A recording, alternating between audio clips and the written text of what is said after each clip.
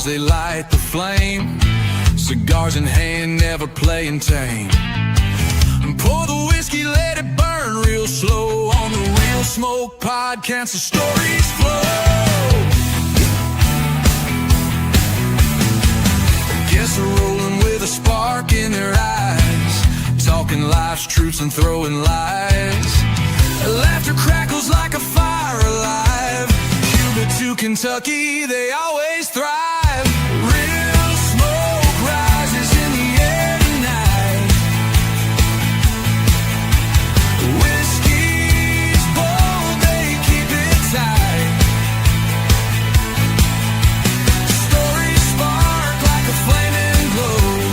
Mick and Charles stealing the show.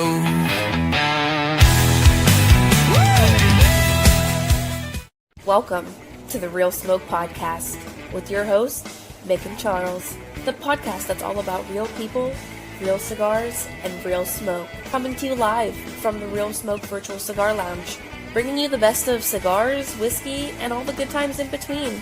It's more than just a podcast, it's a community of cigar lovers. So grab your favorite smoke, pour a drink, and join us as we dive into all things cigars, whiskey, and just having a damn good time. This is the Real Smoke Podcast.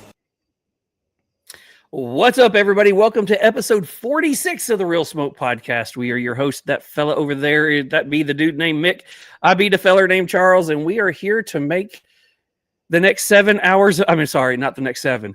The next hour or two of your life just a little bit better. What's going on, Mick? Is this joining us again tonight for 7 hours? No. Sneaky. He's not going to be sneaky. Yes. It's real. Yeah, good. What's going on? Not much, brother, man. Good to see you. Thursday night, 46. Man, we're 46. ready, man. This is going to be a good one. So, I'm celebrating 46. Look, I'm all squirreled out. Look, I got Frankie right there. Oh, you got Cigar Army going on? Yeah, yep, I got the logo over there. Yeah, nice. Good stuff. Well, before we get everything kicked off, let's go ahead and hear from our title sponsor tonight. Let's go ahead and hear from the one, the only, the magical man himself, the Cigar Vault, Oakdale. Hey, Real Smoke family, it's Norm with the Cigar Vault Oakdale. We are a small boutique shop located outside of Pittsburgh, Pennsylvania. You can also find us online at www.thecigarvault.com. Today I want to talk to you about one of the cigars that is in September's 5-pack from the Real Smoke guys. This is the Catelli Box Air Sumatra. Catelli is not a brand that is very well known. However, the factory that they are made out of is extremely well known. It is the Rojas factory.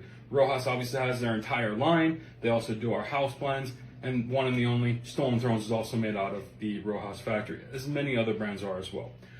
So this particular cigar, you know, the construction, the draw, the tobacco quality is impeccable.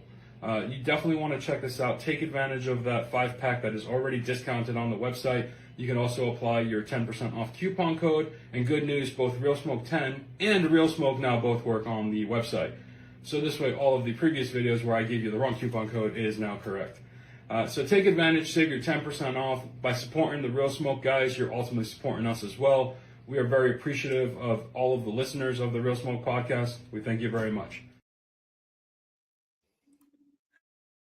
That's phenomenal. Well, looky there. Yeah. I'm so glad he changed that code. That is phenomenal. Okay, see, if you notice, I love Norm. He's doing such a great job, but we always joke, you know, when we receive a lot of information, we receive too much information in, something's going to go out. All right, so, you know, the first one we had was like, brother, you need to turn everything landscape.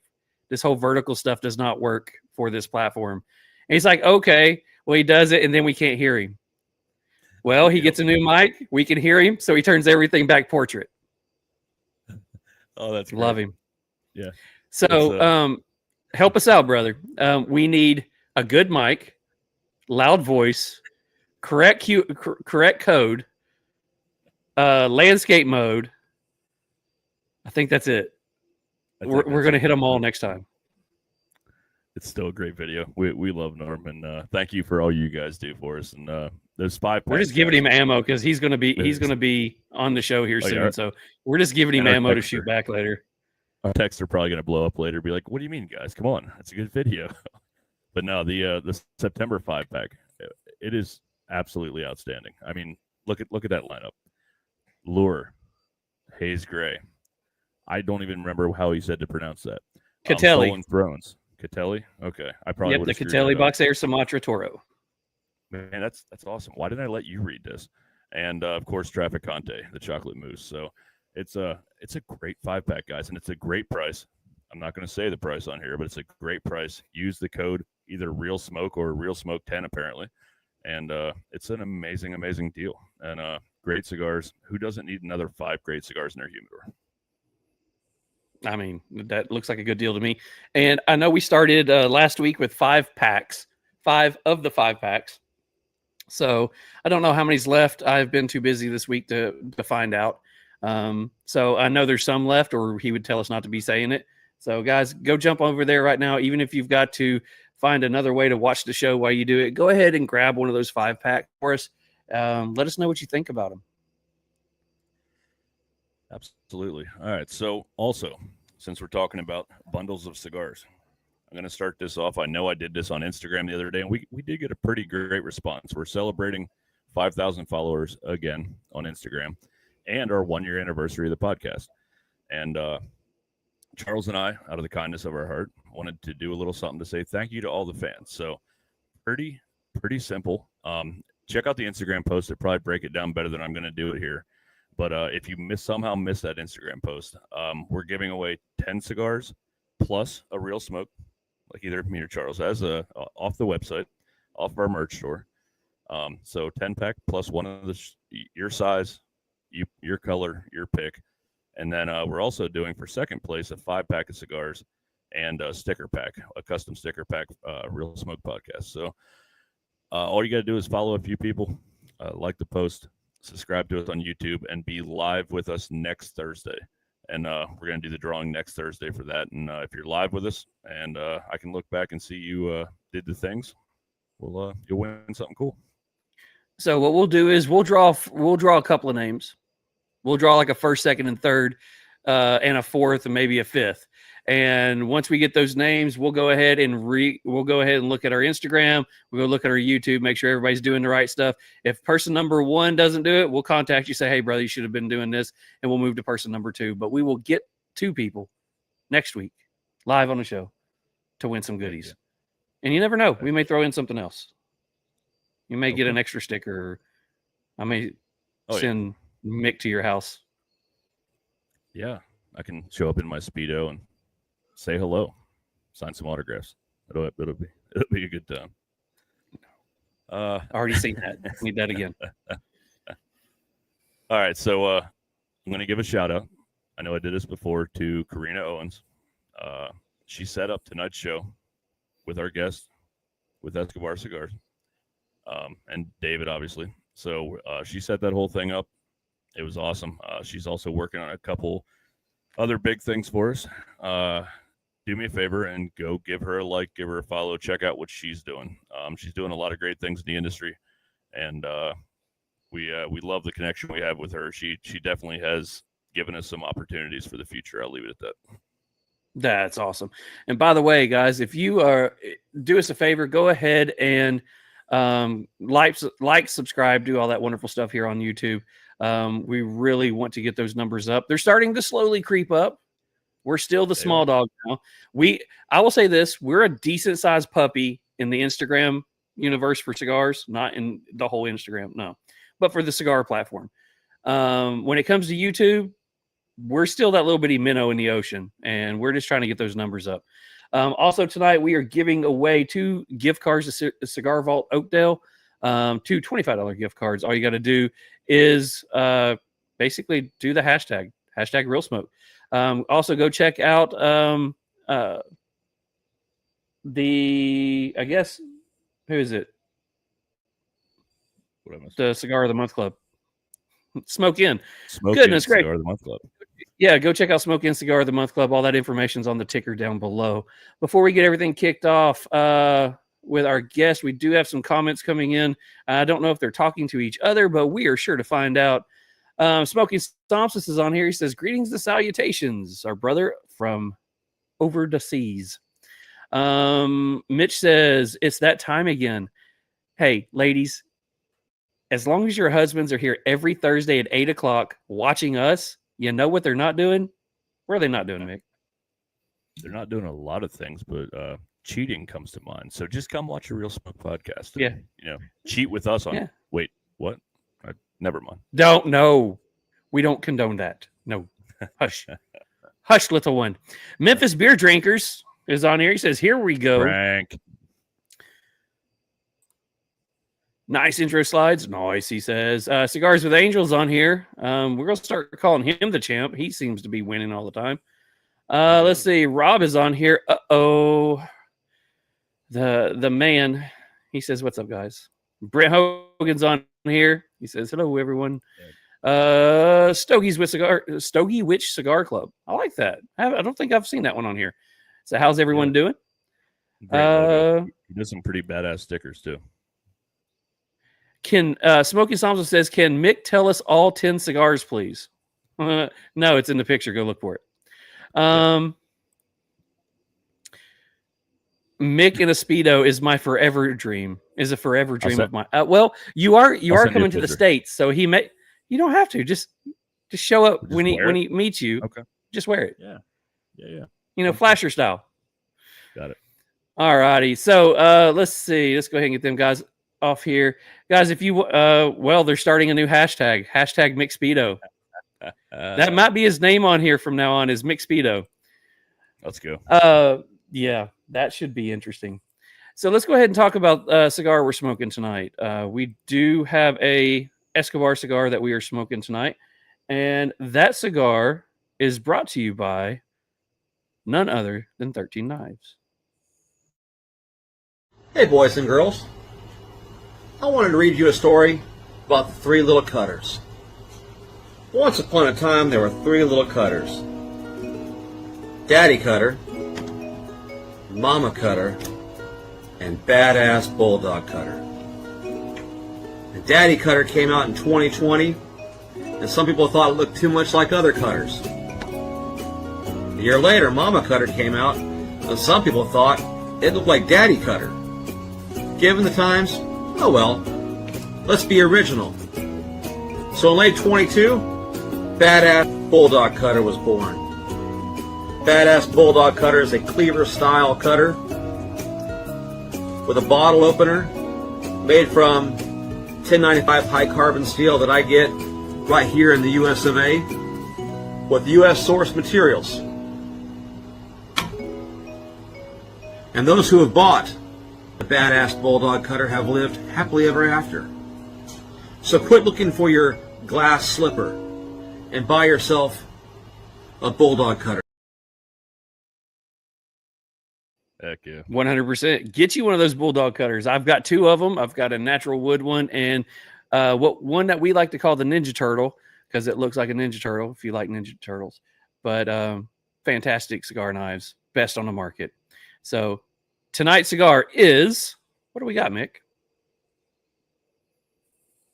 Sorry, I think I was froze there for a minute. But tonight's cigar is Escobar Cigars Maduro.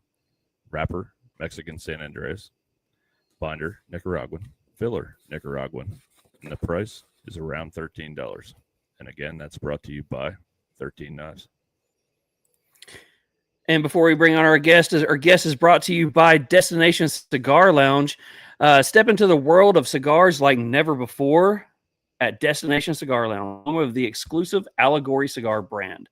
Whether you are kicking back at Governor's Crossing in Sevierville, Tennessee, savoring the vibes at New River in Beckley, West Virginia, or soaking up the rich aroma at Almost Havana and Hurricane, West Virginia, every visit is an adventure. From top-tier cigars to expert recommendations and a laid-back atmosphere, it's the perfect place to relax, connect, and enjoy the craft. If you are looking for a bold and unforgettable flavors, escape to the world of Allegory cigars.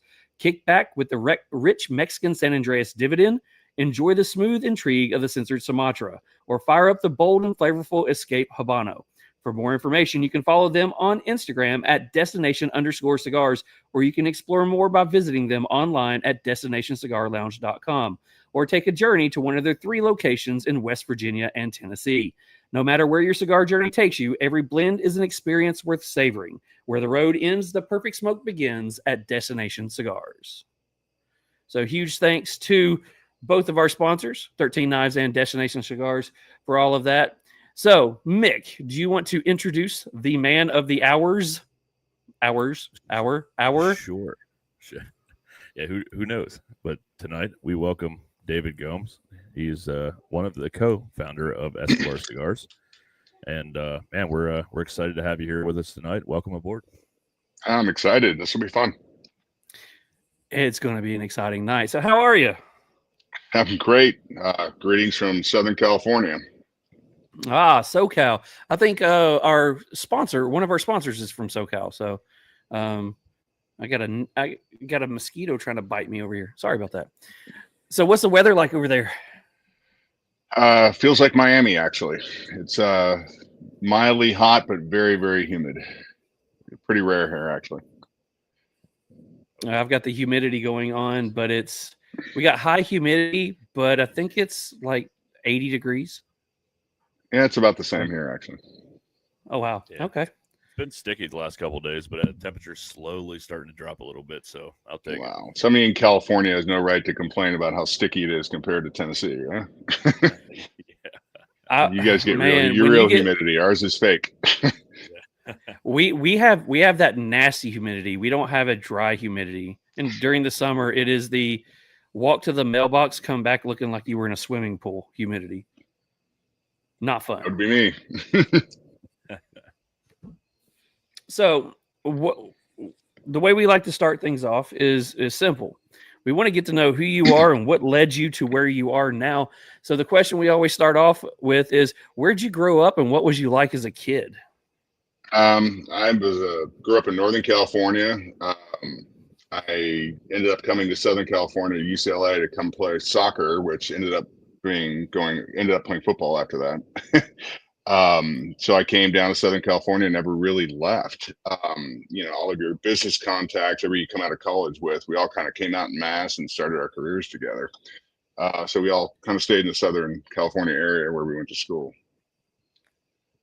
So I perked up when you said soccer, man. I played for almost 20 years and I coached for about another 15 over time. And it's a big part of my life until I moved down here. I haven't done a whole lot with it down here besides a few clinics and seminars and stuff. But so you played the whole way up through. Was that your main sport growing up? Yeah, it was. But then I took a typical 18-year-old decision. The Santa Clara University came and gave me a full football scholarship, so I took it. My first lesson, and it's not always about the money. And I just didn't want to do it. So I gave up my scholarship. They offered to extend it for the soccer team there. I turned that down too because I wanted to play at UCLA. They were national champions. I was a goalkeeper. The 2 goalkeepers in front of me at UCLA were both on the Olympic team, but I was young. Like I could take them. I couldn't. So I was at school and I go, well, I might as well do something. So I went from playing goalkeeper at 205 pounds to tight end at 260. Dang. All right. So how long did you how long did you play football? About 2 years before I basically ran out of money. Okay. I had to go back to work. So you get done, you leave football, you're in college, you leave football. What was you studying? What was you going for? I was an economics major, which is just another form of a general business degree. Gives you lots of options coming out of school. But everybody did odd things out of school. I came out and I was selling medical equipment. And then back 2001, I started a company and made software for the United States military. I still do that. My software is still on naval ships right now. But then 2017, you want to get into the story, that's where we kind of turned to the cigars. And we did a lot more with the cigars at that point. And, we started out as a hobby and it became so wildly popular that we had to kind of rethink how we did this. It's like it became a pursuit, a real All business. right. So let's kind of step back a little bit. Before you got into thinking of cigars as a brand or something that you wanted to become more of like a hobby venture, was cigar something that you enjoyed, as a younger man, or is it something that they all kind of happened at the same time? Nope. Yeah, the cigar business happened, or hobby turned into business, started well after I was into cigars. I think, other than, I worked in a liquor store in high school and we'd grab a couple Swisher Sweets and smoke them. That was my only experience with cigars up until probably 1999, 2000. I got invited to a wedding in Havana, which is odd. And one of my favorite places there is the Hotel Nacional right on the Malecon. And I'm out there on the deck, and these old Cuban men are all smoking probably Esplendidos, a big long one. And like, "Senor, would you like a cigar?" And I go, "Sure. I've never tried one. I'll try it." And I'm smoking it, and like, wow, like, how do you get through this whole cigar? I'm feeling kind of relaxed. I said, "What do you put in this?" And they all started laughing. They're like, "Stupid American, you sat and relaxed for a minute." So that was my introduction to cigars. As a method, I was very type A. So a method for me to actually sit and in peace for a minute. You smoke a cigar, it's pretty hard to worry about other things. It's a great little peacemaker. I will say that it's one of the things that is, over the last couple of years, it has become a nightly ritual, because my job has me working like kind of office work during most of the day, but then actual work in the evening. So like I told you before, I just got home. So usually right after I get home, my wife has to go to work early in the morning. She's only up maybe 30, 45 minutes after I get home. So I spend a few minutes talking to her and hanging out with her. And when she goes to take a shower, I'll go spend the next hour and a half sitting outside decompressing from the day. And it's like, the one thing that I've realized is, because my mind is always clicking and I'm always having to be up moving and doing something, I'm the worst person to watch a movie with, because I can't sit still. So one thing I've realized that makes me refocus and kind of just chill out is that cigar. Same thing. It's the only thing that's ever got me to stop. Yeah. Yeah, I agree with that too. My friends, and especially my wife on vacation, like, I'm one of those guys that we go to an all-inclusive and we're all in the pool and everybody else is just content hanging out, having a drink. I'm like, man, where can I get a Frisbee or a ball or something to throw or something to do? Like, I have that. I have to be doing something. And it drives everyone around me nuts, but agreed. I'm just, kind of concurring with what you guys are saying. A cigar will force you to take that hour and a half, 2 hours to sit down and actually connect with people. Yeah, you ought to hang out with us when we're at a herf or something, because while everybody else is sitting down drinking a beer or sharing a cigar, we're running to every vendor we have. "Hey, you okay? You doing good? You okay? Hey, how's your cigar? What are you smoking? Let's do this." Playing cornhole, listening to the band. We're both like running back and forth like this, bumping into each other because we don't know how to sit. So it's funny. Yeah. So you understand. So you're in Cuba enjoying, a cigar. Where does it lead you from there? So what happens after that? Well, obviously, I learned to bring cigars back from Cuba, and I got into very good cigars. And I got really into Cuban cigars, were almost the only thing I would smoke. And then, I would go to Cuba subsequent times, and, I would want cigars. So I got into those cigars at that point. And it's interesting. It was one of those latter, probably 10 years after I first went to Cuba. I was touring the Partagas factory, the old Partagas factory, the old authentic one, before they brought it into a new building. But anyway, they toured us through the whole assembly line of how these cigars were handcrafted. And I was amazed by the artistry, number one. But the thing at the very end of the line was a guy in the back room around all the inventory, and he's smoking cigars. I go, "What's that guy doing?" He goes, "That's quality assurance." I go, "I want that job." And I kind of do have it now. So you kind of got your dream job. In a way, yeah. You see what happens when you ask for it. One can say.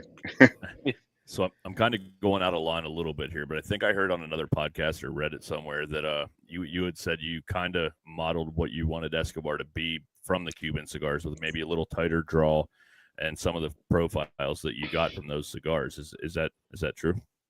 Partly. What I've also said, and I'm pretty adamant about this, the quality of Cuban cigars has dipped considerably over the last 10 years. Crop yields not resting their fields. The tobacco yields are not that great. And I that's when I started to get into Nicaraguan cigars, ironically enough. But yeah, I mean, I got into them there, but they're suffering a little bit. And now the Cohiba, China bought half a Cohiba. The prices are just outrageous. There's not a value anymore. Everything's a value proposition. Something's really good and really expensive. The values may be there, but now I don't think the value's there anymore. So let's go into, I guess, how, the idea behind let's start a hobby brand, or let's start, how did that happen? I mean, how do you go from I'm going back and forth to Cuba, I'm starting to love cigars, to, hey, let's do this? Simple answer. It was back in 2017. My business partner with Escobar, Michael McNaughton, his family bailed on him for 4th of July weekend. Like, they all had their own things to do. He calls me up and he goes, "Hey, you want to go to Nicaragua?" It's like, yeah, I've never been. Let's do it. And we get there into Managua Airport. It's like, "Hey, can we drive to this place I heard about called Esteli, Nicaragua? I'm going to get some cigars, so we have cigars to smoke on the beach." And so we drove all the way there, and a mile isn't a normal mile in Nicaragua. They're hard miles. So it took a long time to get there. We got there, and he's looking for a parking spot, drops me off in front of a factory, and I start wandering around. He lost me for a couple hours. And at this point, he's panicking. He's like, "Geez, like what happened? Did you get kidnapped? Like, what happened?" A couple hours later, he finds me in a cigar rolling factory, and cigars everywhere, rum everywhere. Like, "Hey, Mike, we got a new business." And I think, in all honesty, I believe our intent in doing this originally was, hey, let's have some cigar supply that we could smoke our own cigars, and it'd be kind of a fun little hobby. But we kind of plowed through like that for a year or two, and then Nas came to the table, and that kind of changed the dynamic of everything we do. It just became something more serious. It's still fun, but it became more serious for sure. When you have, Nas isn't just a brand ambassador; he's part owner. So he and I and Mike are all third partners on this. So your partner Mike over there, was he just a buddy at the time, or were you guys in business doing other things? Not at all. He had his own business. I had mine. He's a lifelong friend of mine, and we just wanted to go hang out on the beach for a week. And here comes cigars. So the first hobby, when you first started doing the hobby brand, it wasn't Escobar right away, was it? Or did you guys have? It was. It yeah. was. Yeah. So where did the name come from? People love to draw conclusions on that. You hear the name Escobar, and we know what everybody goes to right there. But that wasn't really the intent. It was, we wanted just a good, solid Central American name to this. So there wasn't really any meaning attached to it when we named it Escobar Cigars, and we own the trademark on it too. But it's, people think that it's edgy marketing because people, "Oh, Pablo." It's like, no.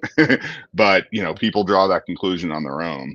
So it makes it edgy. And then when we got introduced to Nas, the man that runs our digital marketing, Morgan Smith, is very good at his job. He put us in touch with one of his school friends, and he happened to work for Time Warner Music. I know a guy that he calls himself Escobar. You want to talk to him? I think it's a perfect fit. His name is Rob Santini, who's now taken a big position with the NFL. So who knows what's going on there? There could be a lot going on there. But they put us in touch with Nas, and he said he calls himself Escobar. So a lot of people think, oh, we brought on Nas and then named it Escobar. That's not really the case. That was pure coincidence, actually. It sounds like a coincidence that obviously worked out for the better. I mean, it gives you that next step in marketing, because it kind of markets itself with him being involved. He's already got a ton of followers, and even if it's somebody that doesn't know cigars as well, it may blend the two and kind of blur that line a little bit. True. And I will point out, though, it's like, it wasn't that a name's not good enough in the cigar business. You guys have seen that probably more than I have. 100%. There's Absolutely. It's just cool marketing and a good name. It's not going to get you all the way there. It's got to be a great cigar. When we first came out with it, it was a very good cigar. It lacked a little bit of consistency. So we moved 2 years ago. We moved factories, and now our core line is rolled by AJ Fernandez. Our ultra black line is rolled by EP Carrillo, probably the 1 and 2 best cigar makers in the world. And now the consistency is just dead on every time. It's great cigar. And Nas wanted to test it before he decided to come on and board on this project. He had to smoke it first. He came back the same day we got it to him finally, and he goes, "I'm in." It was that simple. It was based on the quality of the cigar, not the name of the cigar. So let's talk about the first meeting with him. So how did you've got communications going back between him and his team. So what was the meeting like between you guys actually getting to talk with him or getting to meet with him, and whether it was the face-to-face or whatever? How'd that go? Well, two things. The first meeting we had was with his the man that runs his business empire for the most part, who's also Kendrick Lamar's agent, Anthony Saleh. We met with him first. He's the one who evaluated this as a business opportunity. And by the way, I might add that Nas has a whole venture capital company. Anthony is big behind that, and they've been very successful. They one of the original investors in Lyft, Dropbox. I mean, they've done amazingly well from the business perspective. So we thought we were on target for that. And he goes, "Hey, can you get cigars delivered over to Nas? And as soon as he tries them, we'll let you know what we think." And months goes by, and we're like, "What happened?" We figured out every time we sent cigars over to him, they weren't getting to him. We finally figured that out after a couple of months. Like, "Hey, can we messenger something over to your house?" And he goes, "Great." And he called us that afternoon. "I'm in. It's great." It took that. We didn't think he was interested. He just wasn't getting the cigar. Wow. Yeah. It's a great opportunity, like you said. And especially with him looking at it as a business opportunity. And I guess, has he always been a cigar smoker? I don't really know that answer. I think he has. I won't speak for him. I don't know that for fact, but is professionally, or certainly over the last many years, yes, he's been known to be a cigar smoker. Okay. Yeah. And kind of backing up on the two factories that are rolling, AJ and EP Carrillo. Casa Carrillo, yeah. Casa Carrillo. My bad. I do this every week. Either way, I know a lot of people they know them for their consistency, like you said. So I mean, honestly, having those factories rolling your cigars now, I've had a handful of them, and obviously I want to try that other line like we talked about earlier, but they are exactly the same every single time. So I mean, the burn is consistent, the flavor is consistent. I mean, that's something that everybody should strive for, really. Most people don't know this, but AJ, for example, introduces a bit of artistry into this. He actually rolls the inner core of the cigar almost like a little leaf straw, which opens it up so he can tightly roll everything else, and it still has really good flow through. So he's adapted and brought his artistry forward for sure. So since teaming up with Nas and him, when he said he was in, was he in like, I want to endorse this, or was he like, "I'm in, I need a piece of this"? "I'm in, I want a piece of it." Nice. So how did that go? So you've got some guy with some major clout who's about to push this new brand out there because he enjoys it. How did the first little bit of that go? Well, I mean, everything's a business decision, right? And he has, between all of his social media accounts, combined social accounts, it's over 24 million followers. So getting that level, I mean, when we launched this with Nas, for example, Snoop's opening a box online, Khaled's opening a box online, our website just blew up. The exposure was something we hadn't expected to be so great. I think the exposure from an A-list celebrity like that is really hard to mimic any other way. So let's go into that. The idea that, okay, you just teamed up with Nas. Okay, of course he's going to do something, but you see like DJ Khaled or you see Snoop opening up a box. But that came from Nas. In other words, we made gift boxes. We went to Nas, like, who are the best people to get these gift boxes? They gave us a list and addresses, and they all got shipped with hey, we're going to send you a box as a favor, post it. And they did. And what I was going at was when you actually see that they did that and the response that came from that, somebody who started this as a hobby, and now you're seeing Snoop open up a box on his Instagram or whatever. What was that feeling like? Pretty good, actually. I mean, where you really see the results is, I must point out that we completely and totally support cigar lounges. We want them to succeed, but there's whole swaths of the country where there's not representation of these cigar lounges. So we do sell cigars online as well. But wanting to support these lounges, it's not one or the other in our mind. We could do both, and I think we do it pretty well. The online sales ring, ring, ring, ring. It's like it just kept scrolling all day. It was a crazy response, meaning purchases. People wanted it. They wanted it immediately. They wanted it expedited. People were buying a single cigar and having it overnighted. I mean, it was kind of a crazy response. And as we launch our next program like that, we'll get those similar responses, and that's how we think we help the stores. Because if we're driving demand from the top with somebody like Nas, who drives at 24 million followers, that all flows down to people going to those local cigar lounges and say, hey, where can I get this? I want to buy it. Where can I get it? Can you get it for me? It helps, I believe, the engagement with the cigar lounges. So when you go in and you see some of these high profile people that's not necessarily endorsing, but they're opening up your stuff. What are some of the other, is there any other like high profile celebrities that you've either got to meet because of it, you've got to be in contact with, or with their agencies or anything like that? What are some of the other things that, the other people that you've been like, holy shit, I just got to talk with these people? A lot of ball players. Our cigars were smoked on the sideline after the Rams beat the Bengals in the Super Bowl. We were in the locker room being smoked, on camera after that, and that was huge too. So a lot of athletes. We always say athletes want to be rappers, rappers want to be athletes. The two are very closely aligned. So yeah, there's a lot of celebrities. These events we've done, these red carpet events. A lot of celebrities have been met over this. I don't really care about meeting a celebrity. I've been here so long. That doesn't faze me. I don't care. But see, that was my next question was, is there anybody that you've got a chance to meet that you were like, okay, my younger self is geeking out right now. I'm enjoying this. This is kind of cool. That would probably be like a Joe Montana. Oh, you got to meet Joe. Yeah. Nice. No, if I got to meet Joe, that would be one that would be one of getting excited. Yeah. So is there anybody that you've got to meet that your younger self would have kind of geeked out over? Well, Ron Jaworski, we do his charity, the Jaws Ditka charity. We've supported that before. And Jaworski, I mean, I'm old enough to remember him in the Super Bowl. All right. A lot of rappers, Quavo, a lot of musicians we've met, of course. But I'm Morgan, our digital marketing director. He guides me through that. He's much more into the music and the musicians, knows who's who. Yeah, he handles that. I'm a little more geeky than he is, for sure.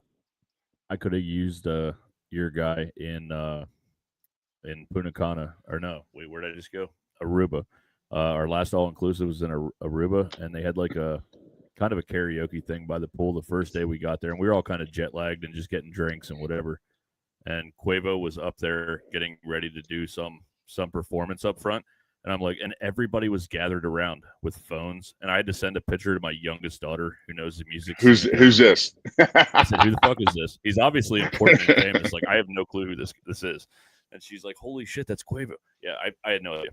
No idea. Yeah, I met him at an event. Yeah, he's okay. Yeah, he's a cool guy. Yeah, he was real chill at the I think he left the day after we got there because I didn't see him again. But that, like, people were literally following him around, getting autographs and taking pictures. And I'm like, this guy has to be somehow famous. But it was a good time. We did do the Tiger Woods Hero World Challenge in the Bahamas, where he had a big beach party, cigar roll. We brought our cigar rollers from Nicaragua and supported that. So we met Tiger as well. So like I said, a lot of athletes. I think Scheffler was there that night too. Oh, that's cool. Very, very cool.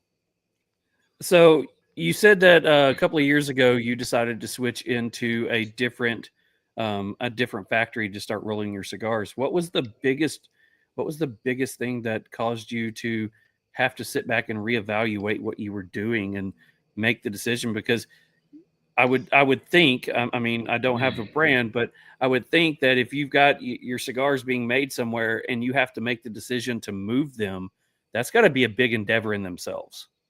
It is, but it's pretty consistent in this business. You know, you never get your blend and sit on the blend and go, this is my forever blend. You're always improving blends, increasing, you know, adding new SKUs, adding new cigar.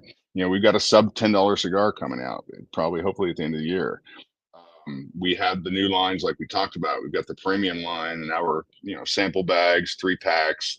You know, on the other side, on the cannabis side, we do pure leaf tobacco wraps. Which is a unique little product addition. So we're always going to be adding products, packaging, and they don't all come from the same factory sometimes. We made the move for consistency, mostly because we had one roll, which is probably the most difficult roll to roll. It's called a Disconguido Romeo. It's like the Cuban Coaba, the double-ended torpedo kind of blunt tip. It's an odd roll. It's very complicated. That one, because we sell in 22 countries right now. And the most particular are usually the Swiss. The Swiss came back and said, this one roll is causing us problems. Like, you know, it's time to add new line anyways. We just went wholesale change. So let's go into the branding. The branding is very classic. I mean, it is very sharp looking, reminds me of a nice watch dial. I love that, the way it looks. I remember reading somewhere or hearing somewhere that I guess either when you teamed up with Nas or before, you guys ended up going to a completely rebranded look. We did. What was the look before, and you know, what kind of made you decide we need something different? I would call that a rookie mistake on my part. And I'll take responsibility for that one for sure. While we were doing the initial bands, boxes, and everything else, it was all Nicaraguan. We wanted to, you know, kind of old world Cuban feel to it, but traditional Nicaraguan look too. So we use, and spacing on the name of the city, there's a city in Nicaragua that has a famous church. It's just iconic, right? So on our first label, that church was on the label. And I'm just thinking it's Nicaraguan iconic. And then, for example, I think we were doing a deal with Malaysia, and they're like, oh, we can't take that. It has a cross on it. Oh wow! And we're like, oh my God, I didn't even think about that. You know, there's a lot of countries that, you know, maybe that's not what they want to see, and that's fair. But we didn't think about it that. We didn't do it for religious reasons. We just did it for, you know, geography basically. But it was probably a packaging mistake on our very, very first packaging. So when Nas came on, it's like, hey, let's give it a brand new look. We've got a graphics guy named Casey Walker out in LA here. He does all the best movie posters, movie graphics. He's that Hollywood guy, and he's phenomenal. And he goes, I've got some ideas. I mean, if you look at our ultra black label, how we actually alter the label. I'm about to say, let's show that box, because that's sexy. Yeah, if you see the label, I don't know how well you could see it, but you know, the top is New York, I think, the bottom is LA. It's like from New York to LA. It's like really a cool thing. And ultra black is actually a Pantone color that Nas has copyrighted. Oh wow! Ultra black, yeah.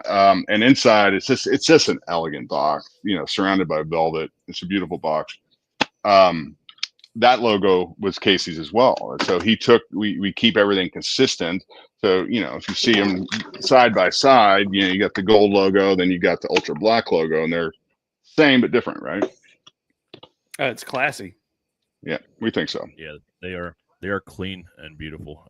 And Charles, I think we have a few shows coming up where we don't have a cigar set aside for. We may have to try those ultra black and give that a review as well. I was thinking the same thing. We definitely need that cigar. Yeah, I got you. A beautiful cigar. Ernie at Casa Carrillo, he's phenomenal as well. I don't want to minimize. When I say 1 and 2, I'm not saying which is 1 and which is 2. They're both phenomenal. Yeah, classic factories that, like you said, consistency and what you're looking for, man. And it sounds like you guys have it set the bar pretty high, you know, and it seems like they're fulfilling that for you. Yeah, I mean, you talk about factory differences. Ultra Black, for example, is actually rolled and packaged in Dominican. Uses Nicaraguan tobacco, Mexican San Andreas wrapper, of course, but still Nicaraguan tobacco, but rolled in DR. So yeah, it's a lot of skills around that area of the world. We're taking advantage of where we can. But we give back too, by the way. I mean, it's really important. We go, we don't want to be these guys that, you go into a town. I don't want to feel like we're exploiting anybody. We take really good care of the workers. We bring pizza to the factories. Mike and I brought like boxes and boxes of goods for orphanages who were down there. So we go down there to, for work. We'll bring supplies to the orphanages, and I just didn't realize they don't have little things like hair ribbons, balls, things like just little things. So I'd encourage anybody, if anybody wants to donate to that part of the world, I would encourage that. They don't have much. See, I was going to go into that one because I heard on an interview that, that was one of the things that you wanted to try to do is make sure that, the factory workers were getting, paid well, and that, the kids in the orphanages were getting the things that they needed, and that, you even had one of the priests contact you and say, hey, we're kind of needing some stuff. And you were able to, were able to get together and start bringing stuff. So, it's as little as I think I heard you say, like the hair ties or crayons and coloring books. That's something that, you were involved in. And it wasn't just like, hey, we're coming down here to make cigars. You wanted to make an impact for the area. We did. Yeah. I mean, I started that back when I used to travel around Cuba for not on business purposes. I would bring a bunch of, I'd go to Walmart and buy like boxes of coloring books and crayons. I just pass them around Havana to the little kids. It's fun. So going into now, I guess you've got the relationship with Nas. You guys are, I guess you're firing on all 12 cylinders right now. What was it like to start figuring out where you wanted to get into? I know you were going into to the US market, but reaching out to go into European or Asian markets, what was that like? Where did you guys start going next? They came to us after the Nas launch. People from all over the world started calling. I mean, we sell our cigars in Ivory Coast, Africa, and Ghana, all through Europe, of course. There's a lot of places we still need to go, but the calls we get, I got a call yesterday from South Africa. Somebody wants to rule Johannesburg, bring our cigars in. People are reaching out to us because of our reach, because somebody brings on just a generic cigar. It's just a cigar. That's not going to help somebody in Ivory Coast, sell cigars, but social media does. So the new world allows us to access markets like that probably would have been impossible to access 20 years ago. So what is some of the hardest markets that, you've been requested to come into, but what are some of the hardest markets that you've had to get into? Easy. There's two. One, Canada. Oh, wow. Okay. Canada, I'll explain both. Canada and Australia are the answer. Australia taxes tobacco by the gram. So it's outrageously expensive to buy a cigar in Australia. Very hard to get it in. It's a very difficult place. One of the other commonwealths is Canada, of course. Now we work, and I'll do a shout out to this company because Matt Greenwood at Cigar Chief. Cigar Chief is a great company. They are Navajo, I believe. Navajo. They're on indigenous land. So they're not subject to the normal taxation, nor are they subject to the plain packaging rules. I don't know if you guys know about the plain packaging rules in Canada. Oh, yeah. Yeah. It's these boxes, throw them away. You're not going to, it doesn't do any good. All the hard work you put behind branding just kind of gets put down the toilet. Exactly. Unless it comes in through the reservation. Yeah. I didn't know. Yep. Yeah. I actually, Go ahead. Sorry, man. I think I listened to part of the show with you guys in the Cigar Talk Toronto. Shout out to those guys.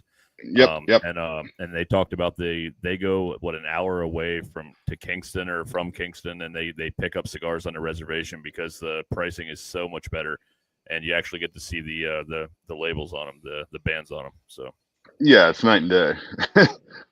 Night and day. The reservation road is incredible, though. It's like there's probably 100 weed shops, but just Cigar Chief. Cigar Chief, they own that Canadian market. They're awesome.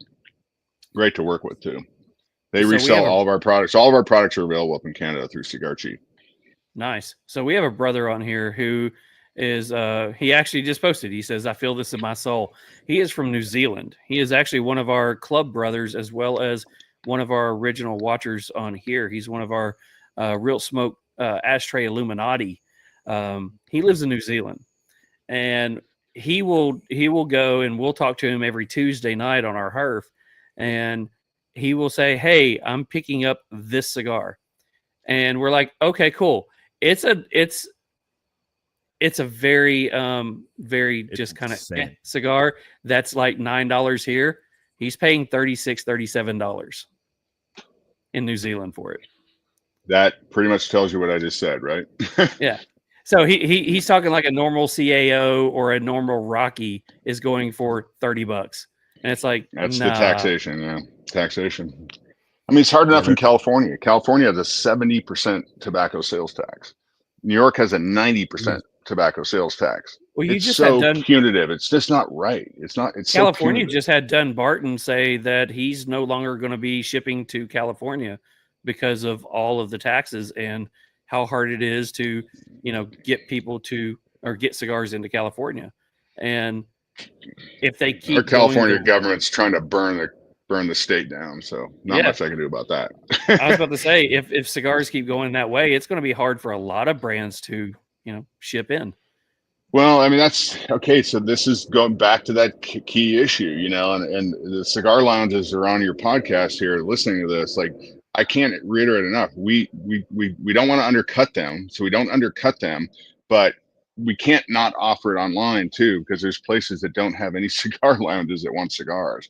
So we have to play a very fine line. We want to support the lounges every way we can. And we give them extra products that aren't available online. There's a lot of things we do, but that's why people buy online sometimes too in places like California, because after that tax, it becomes an unaffordable cigar, much like New Zealand, not quite that level, but it's pretty bad. So, consumers need an alternative. You can't get everything from your local cigar lounge. There are places that they're not going to have them. and not to shamelessly plug, but that's one of the great reasons that we are so proud to be sponsored by and partnered with Cigar Vault Oakdale. Not only are they mom and pop, and we just don't know who the mom or the pop is, whether it's Norm or Miguel. They're one of them's the mom. We'll figure it out later. But they're a small boutique shop in Pennsylvania, but they've got a good online presence. That way it backs up all the people who can't get the cigars. So, people worry about buying online, but you do have these mom and pop shops like Cigar Vault Oakdale who have a good small lounge in Pennsylvania that's dealing with their local customers, but they're also allowing people to buy online to help support the people who can't purchase, anywhere else. So Cigar Vault Oakdale, check them out. Yeah, it's interesting. It's a fine line. But if you look at like a satellite of the country, for example, there's areas that are completely dark at night, right? Nobody's online, but the internet, they're all on the internet. They're not going to the cigar lounge at midnight while they're on the internet. They may go the next day. But like I said, I don't think the two, online versus store, I don't think it's either or. I think everybody can coexist here and bring each other up. I do believe that. I think Mick is frozen, so I'm going to go into the next little bit. So, you're established. You've got your cigars going around the world. People are reaching out to you. Escobar is becoming a name because it's not only now, on people's Instagram accounts, but it's in music. It's in rappers' music now. They're track 10 of his Grammy album, Escobar Cigars and Prison Bars. Yes, 100%. That's where I was going with that. So you've got that foot out there. So what are you doing now? What's going on in the world of Escobar Cigars right now? We are expanding our product lines. Like I said, getting a low cost cigar for people that, they are suffering in the economy. They want a really good cigar. They don't want to pay $12, $13, $14, whatever. They want something sub 10, something they can get for $8. So yeah, we're going to come out with a very high quality, low cost cigar that'll add to our line. We've got a very big marketing program coming out. We're going to be regifting the gift boxes, celebrity gifting, big online presence. So you guys will probably see and hear a lot about that coming up. That's what's in our world. We're always looking to line extensions, new SKUs, new extensions, new products, new blends. Always going to be part of what we do. We also are very close now to having opening up Escobar Mexico. We've got Escobar EU. Escobar Mexico will sell more than our cigars, but it will predominantly, at least initially, be sell Escobar cigars throughout resorts throughout Mexico too. So a lot on our plate right now. So Smoking Solstice, our brother from New Zealand, says, please our sub $30 cigars. Yeah. So New Zealand might be tough. Before I froze like 3 times in a row there, my internet for some reason decided to have a moment.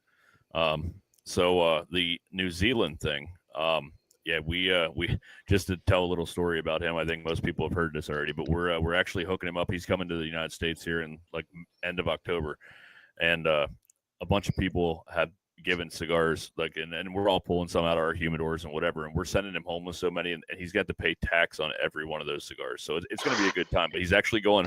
He's getting them for pretty much for free. So I mean, he just has to figure out how he's smuggling them back into his country. So it's a good time. Well, I shouldn't say anything on the open line, but getting things back from Cuba is the same situation. Got to get them in. Also, before I froze, I was going to say how cigars keep getting, I mean, you guys may have talked about this while it was froze, but cigars keep getting lumped into, vapes and cigarettes, and it's not at all the same thing. And that's why we love like TPA and the small guys that are fighting. I mean, we're proud members of the TPA, and we're trying to find ways to get us kind of off that radar, because anyone who's fighting for these damn bills, they don't understand what it really is to smoke a cigar and what this industry is about. And that's the frustrating part for us. And I didn't know if you kind of had a stance on that, especially from the California side. I mean, it's probably, like you said, it's crazy out there with the taxes as well. See, unfortunately, I'm going to contradict that a little bit. You've got a lot of the bill makers that are out there that after they get done signing the bill about not allowing cigars, they're going to go smoke a cigar. Yep. But they're more in line. But true. Yeah, they're more in line with whatever special interest group is paying them the money. Agreed. So I'm not sure they don't understand what it is to have cigars.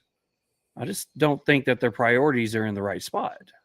Yeah, I'm hoping this gets straightened out here, because there's enough momentum now. People are kind of fighting back on the cigar side. I already see a little bit of separation in how things are treated, because we obviously, like I said, it's not cannabis, but we offer the wraps, really good tobacco instead of what you normally find like loose leaf or backwoods. This stuff is just kind of garbage tobacco. We take the premium tobacco we use in our cigars, that level of tobacco, and we make cuts. So here's just a little packet of leaf cuts to wrap whatever you want in, and it's treated completely different. God forbid we have a flavor to that. Now you're really treated differently. But yeah, we see the difference in how these cuts are treated from cigars even today. Hopefully there's a little separation. Hopefully there's more coming. So let's go into the products that you've got right now. I know that how many different lines of cigars are out right now? And plus, you also have, like you said, you have your you're not into cannabis, but you're into the leaf that possibly could be used to wrap stuff. Correct.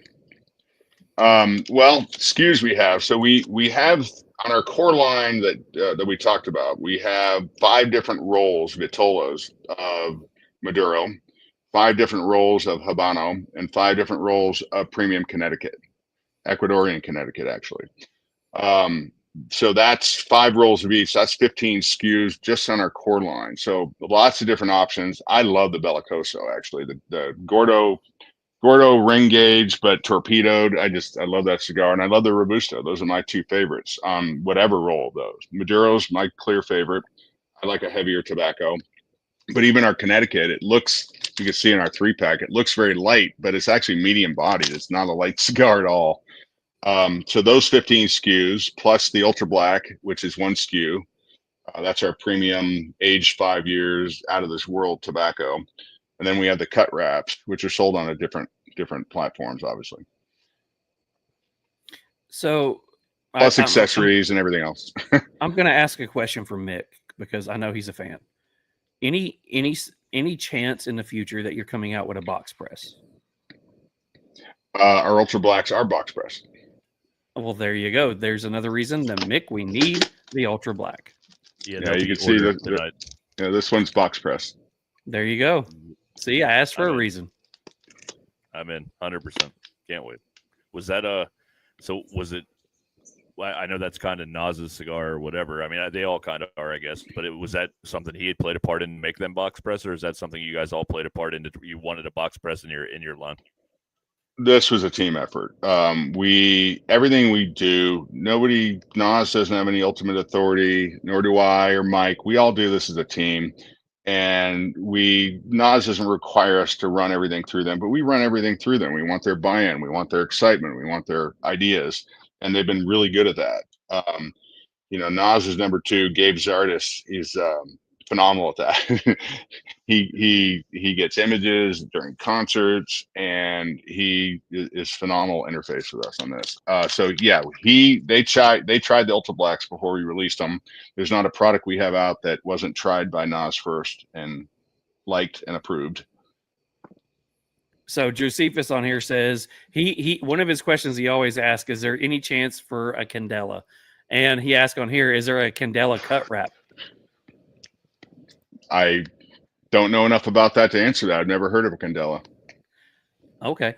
Candela is more of a green leaf. Very much. Probably not.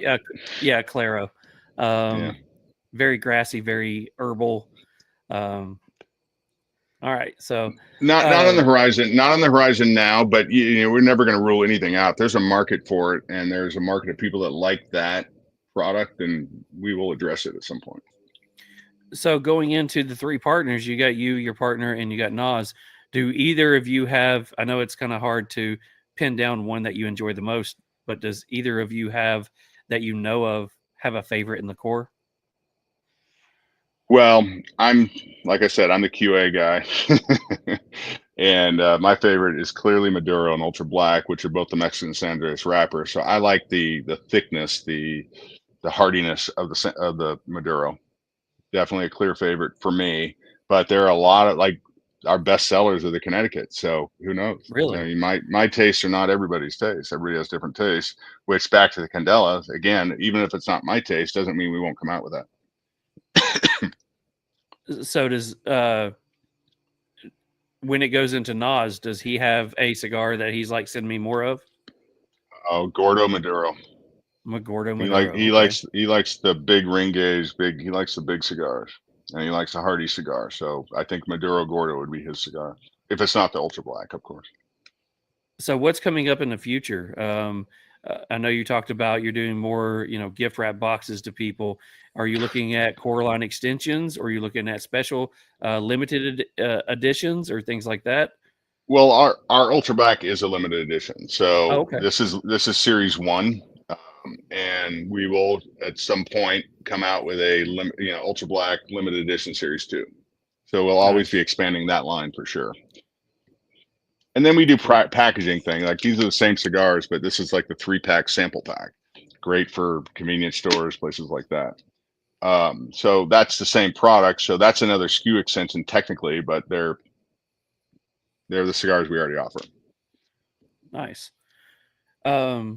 So one thing that we like to do, and I usually we talk to you about it in the green room before we get on here, but I guess we kind of forgot. Towards the end of an interview, one of the things that we like to do is play a game, and it's called Hotbox Questions. And Hotbox Questions are 10 random questions, not so random to us, but random to you, that kind of gets a chance to ask questions to get to know you or your brand, basically get to know you a little bit better, just weird questions. And, the question that we always like to ask everybody, are you willing to play some Hotbox Questions? We are. Awesome. So Hotbox Questions tonight is brought to you by none other than the one, the only Beard Apothecary.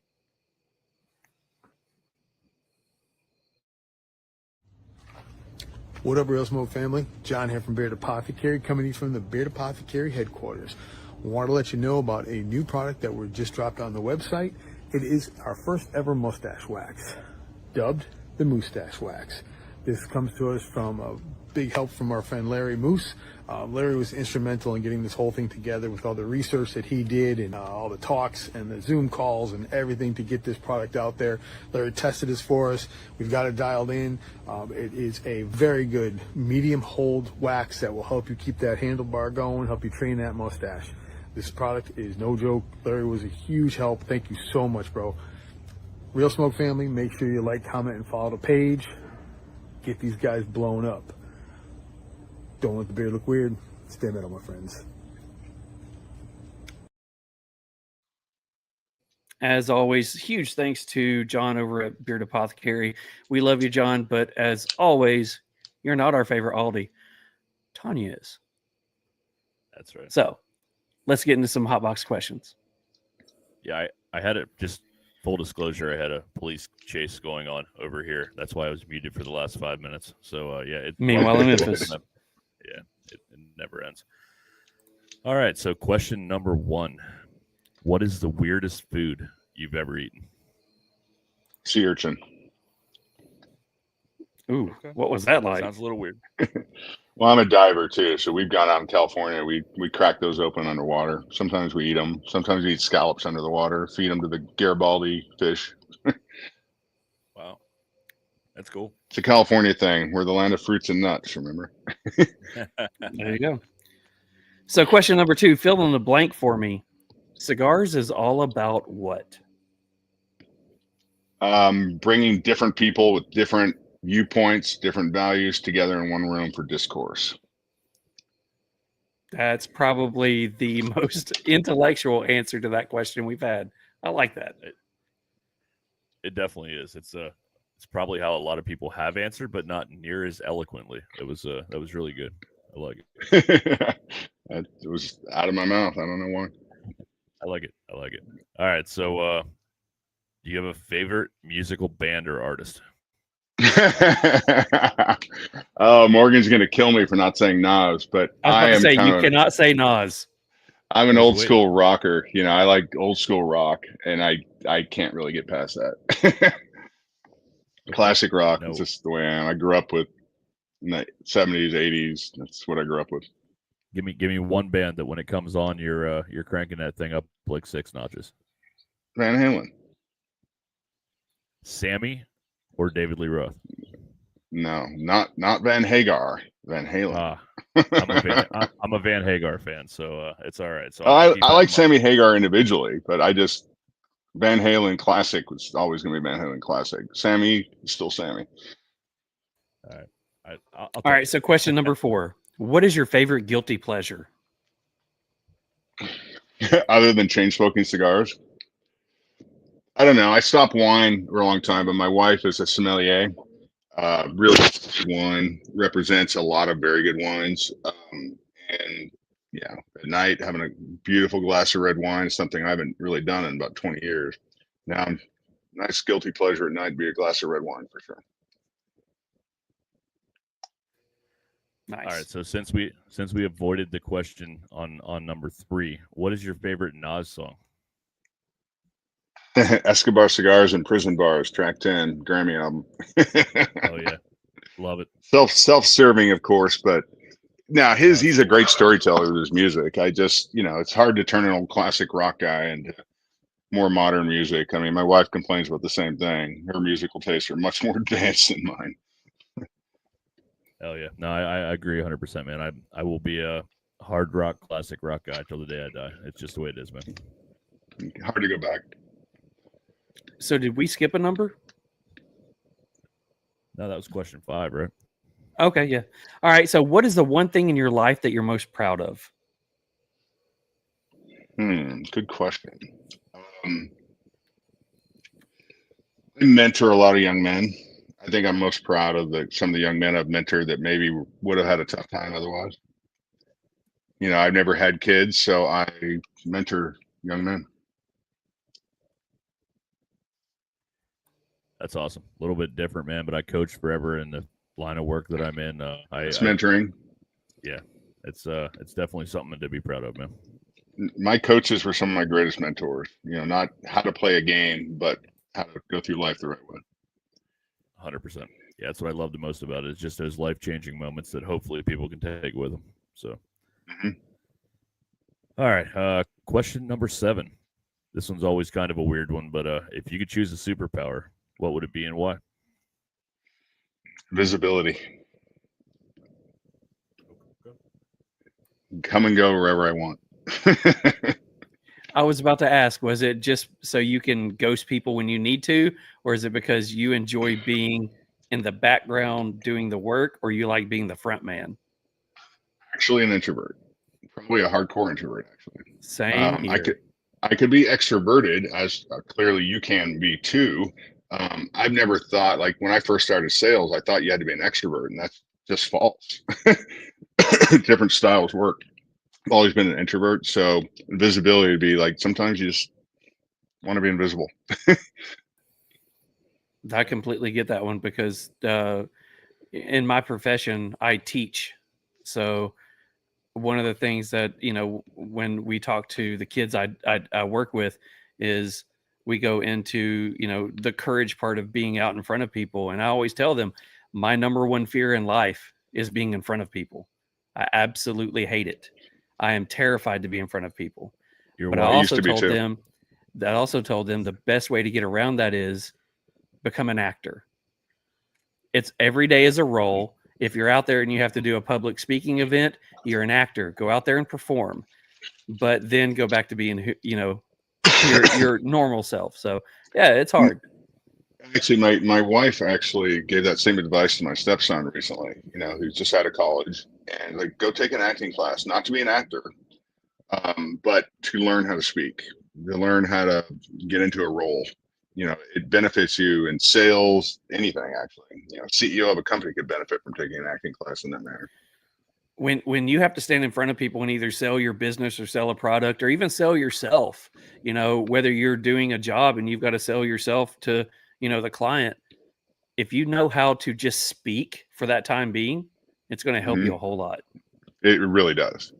I can't say enough about the skill that brings out in these young people. And I tell the young people I mentor all the time. I mean, first time I had to speak in public as a marketing manager for a medical device company in front of 200 people, and I just nothing came out right. My boss pulled me aside and he goes, "This is where you go up from here." You got to try it. You got to go out there, try, fail, try. You got to master it. I think it's critical for young people. Especially young people today are so used to not talking anymore because they do everything digitally. Teaching them to talk could be one of the greatest gifts you give these young people. I will say technology has actually hurt me on that aspect because I now would much rather send an email or text than actually talk to somebody because I panic when I had to talk to somebody on the phone or not so much in person because I can read people, and I can actually have that interaction. I'm good with it, but like if I had to actually call somebody on the phone when I'm setting something up for the show or whether I'm doing whatever, like I panic. And but that is the one thing that Charles and I differ on. We have so many things alike, and I swear we find something out new every week that we have something that we're very much alike. But I know he's a little bit introverted on stuff, and he he was kind of the whole podcast thing. He was kind of back and forth about for a while because this isn't his thing. But I truly believe we all do things for a reason, and it all falls in place for a reason. I agree with that. I think you're on mute, brother. Yeah. One of the things that we talked about when we first, I guess recently, is we started looking at some of the older episodes. And one of the things that we had a conversation about was my nervous tick. And I even tell my students this, my nervous tick is if you know that I'm getting nervous, I say the word 450 times a minute. And going back and listening to some of the older podcasts, I even told Mick, I said, I have to get out of this because it's affecting the way that I speak because everything was and I knew it was an insecurity. It was me trying to look for something to say or trying to figure out what to do. So yeah, I think I love what you said. Everybody, anybody who's got to do anything with public speaking, go take an acting class. That would be really cool. So let's go back into questions. So question number 8, as somebody who went into the cigar brand looking to do a hobby and then all of a sudden blowing up with Nas and now where you're at now, you've got a lot of boutique cigar brands or craft cigar brands that are popping up left and right. A lot of them don't have mentors that they can look at. They're just wanting to do it as a hobby that they hope blows up. What would a piece of advice that you could give them that may be able to settle their nerves or be able to kind of like guide them to what they maybe should do next? I'm different that way. I think if you organize your thoughts, put it down on paper, come up with a semblance of a plan. If the plan's a hobby, fine. If the plan's to productize and execute mass market, then have a plan for that too. Look at your monetary needs, decide what you need to start with, and have a real plan, even if it's a hobby.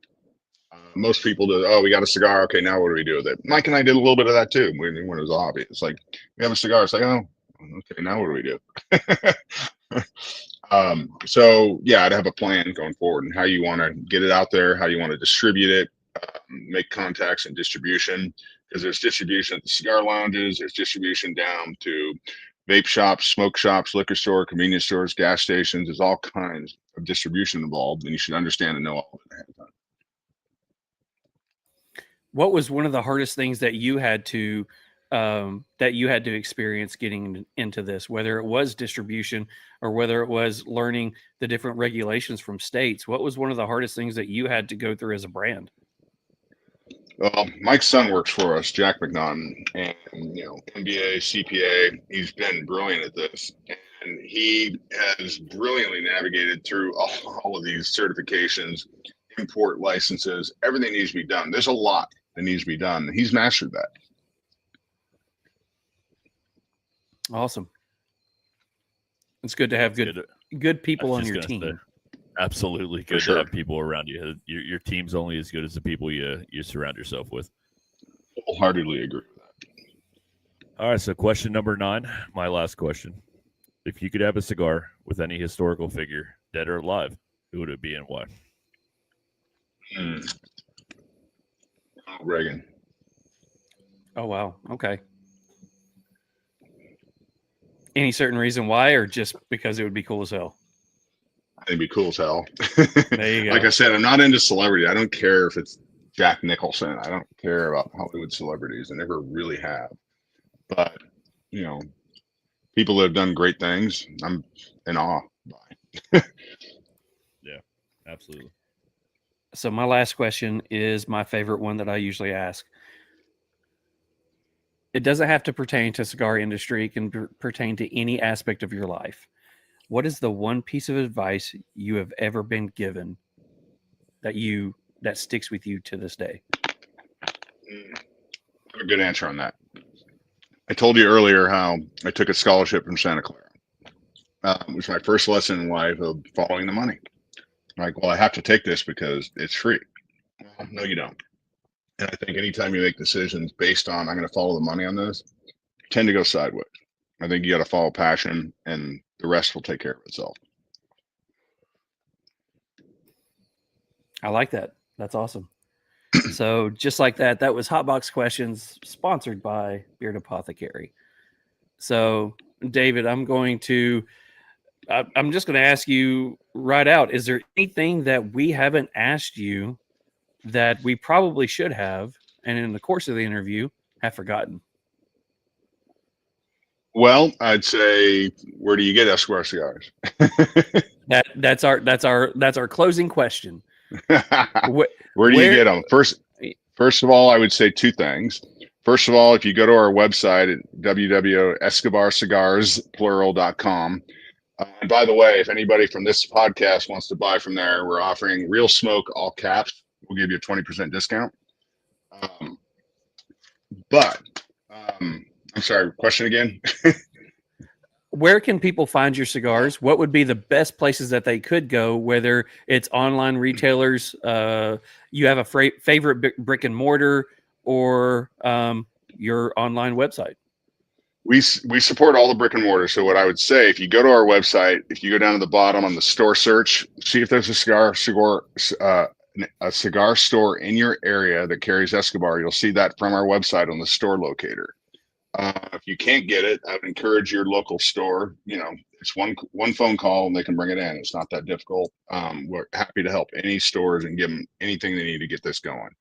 And if then you go to Escobar Cigars and order the cigar. And like I said, Real Smoke, all caps, give you a discount on that. But please support your local stores as well. I do have one quick follow up here. So this is kind of off the cuff, and Charles loves it when I do shit like this. So that the company, the on the reservation in Canada place, that was Cigar Chief. CigarChief.com. Okay.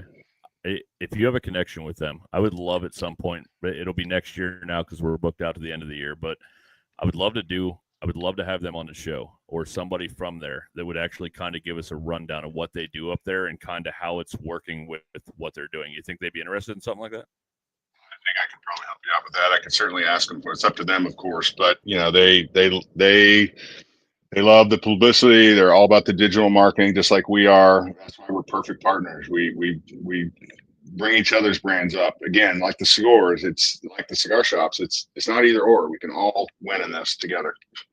Absolutely, yeah. Reach out to me offline, and I'll help you set that up.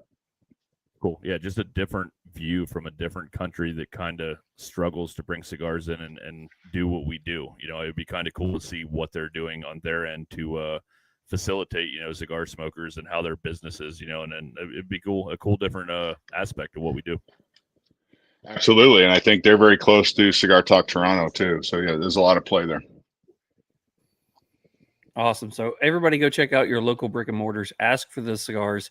If you want to go check out the lineup that Escobar Cigars has, go check out Escobar Cigars, as he says, plural. Go check out them online, use Real Smoke, all caps, and save 20%. That way you can try the cigars, and we would love to know what you guys think about it. I'm enjoying what I've tried so far, so go try them out, see what you think. Perfect, guys. So right at the end of my battery life too. Yeah, want to tell you thank you so much for jumping on here. We appreciate you.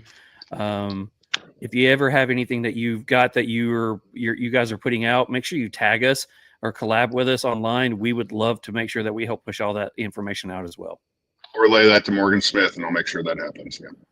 Awesome. Yeah, man. We'll tag you. We'll tag you in everything from the show tonight. We'll be posting stuff throughout the weekend. And but I agree. Thank you for your time. And honestly, I really enjoy the consistency and the quality of these, man. And I'm excited to try that box press, man. It's definitely right up my alley, and I'll probably be ordering them later this evening. But awesome time, man. There you go. I appreciate your time.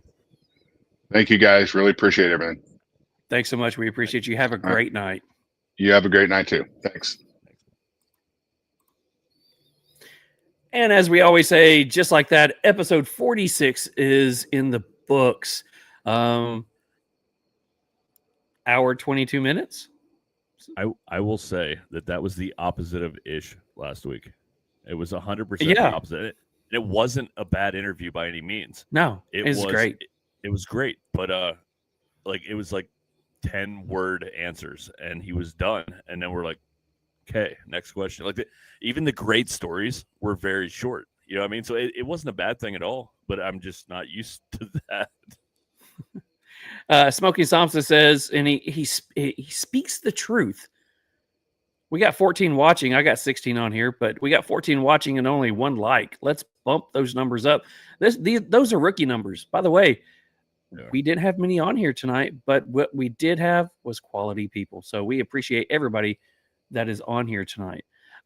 Josephus is on here. Says, well, guys, you had about 55 shows that keeps getting better each time. We are back to 0 days without incident.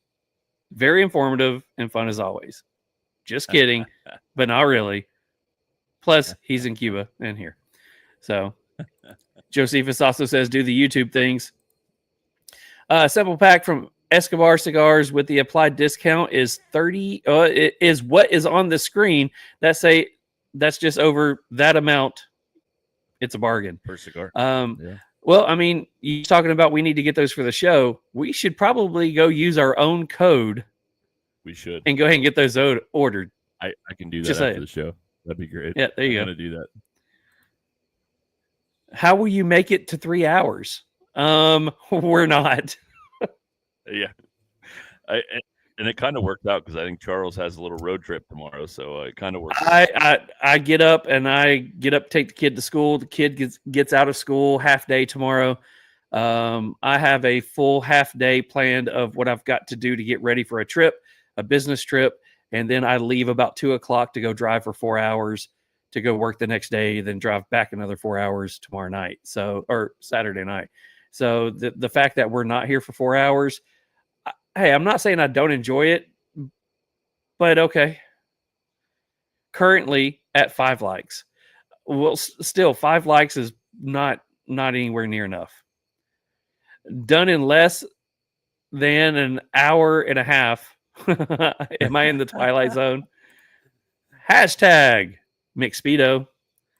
I got you. All right. Everybody hit the thumbs up. Thanks, Frank. Yeah, that's another one, Charles, that we don't have officially scheduled. Frank, give me a damn date on a Thursday in late January or early February. I need a date for the Memphis beer drinkers and the brewers. Hey, also, I'm inviting Randy on that show. Just saying, because he knows this beer scene in Memphis better than probably anybody. So just saying. All right. So we do need to get that one set up as soon as possible, because we also have enough people already asking that I could have January, February, and March already booked. So let's go. I'm kind of holding off because Mick has a few that he's trying to get in. So make sure that you go ahead and get that one set up. We need to get that one done. Have you heard of or had any Madre Tierra? They're Candela. Nope, have not. Never heard of them. Up to 11, 3 more to go. There you go. I see 11 on YouTube. Let's get some more on there. Rookie numbers. Hell yeah. Still rookie numbers.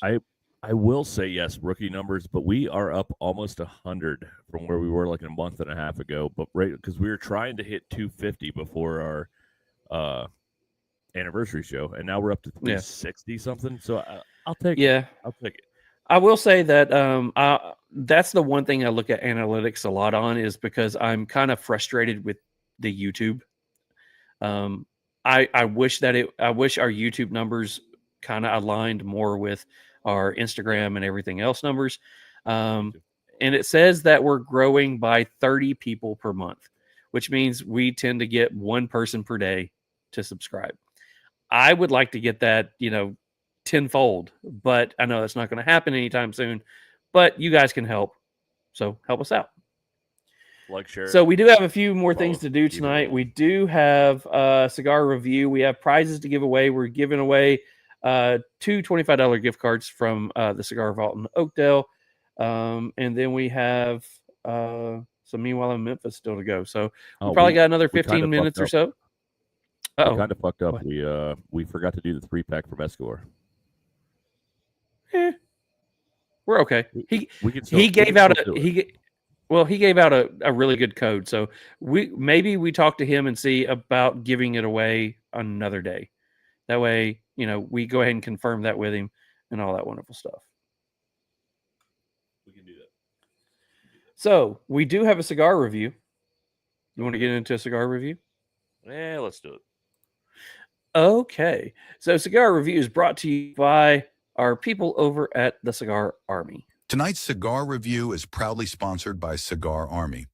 The Cigar Army is a community brought together by their shared love of cigars, but bonded by something much deeper, their mission to give back to those in need. Through Operation Give Back, they honor the courage and dedication of our military and first responders, both active and retired. Their bravery and selflessness make the freedoms we enjoy possible, including this very moment to sit here, share a cigar, and connect with our Real Smoke audience. Every puff carries a story. Every draw is a tribute to their sacrifices. This isn't just about cigars, it's about gratitude, about compassion, and about giving back to the heroes who shaped our lives. Join them in the mission to make a difference, one cigar at a time. Check them out on Instagram at Cigar Army 3 or search Cigar Army on Facebook. Together, we can turn our passion into purpose. Huge thanks to our brothers over at Cigar Army. We appreciate everything that you guys do, and we look forward to hearing about your next special that you're doing, your next charity event that you're doing. Yeah, the Christmas one's always awesome because it's primarily online. You can buy your tickets online, and I'd say within the next month and a half, not speaking for them, but you're going to start seeing that pop up. Get your raffle tickets. It's the event. It's quite a bit of money last year.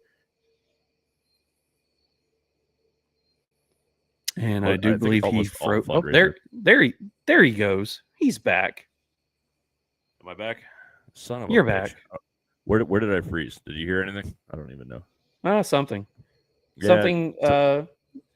They're getting ready for something in December because it's always their big event, and it's awesome. Yeah, that's pretty much it. I'll give up before I freeze again. But Cigar Army, I got my mug out here tonight, my cup, tumbler, whatever the fuck it is. But yeah, give them a look, give them a follow. They do some great stuff for the community. All right, so let's go into this one. All right, I guess I'm up first.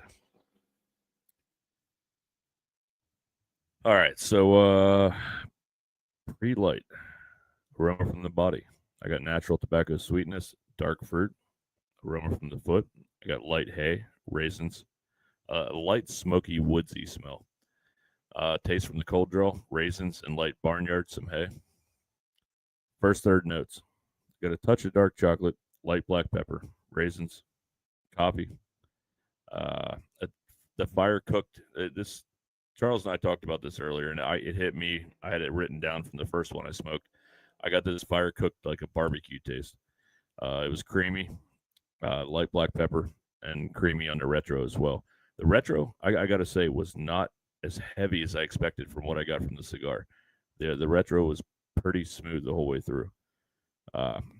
Second, third notes, I got milk chocolate, light black pepper, raisins, coffee with cream, light earth, and grilled steak. Light black pepper on the retro, creaminess, and a touch of almond on the retro. Final third notes, creamy cocoa, light black pepper, plums, a light leather note, beef jerky, and light earth again. On the retro, light black pepper, creamy, and nutty. That one goes out to Devin.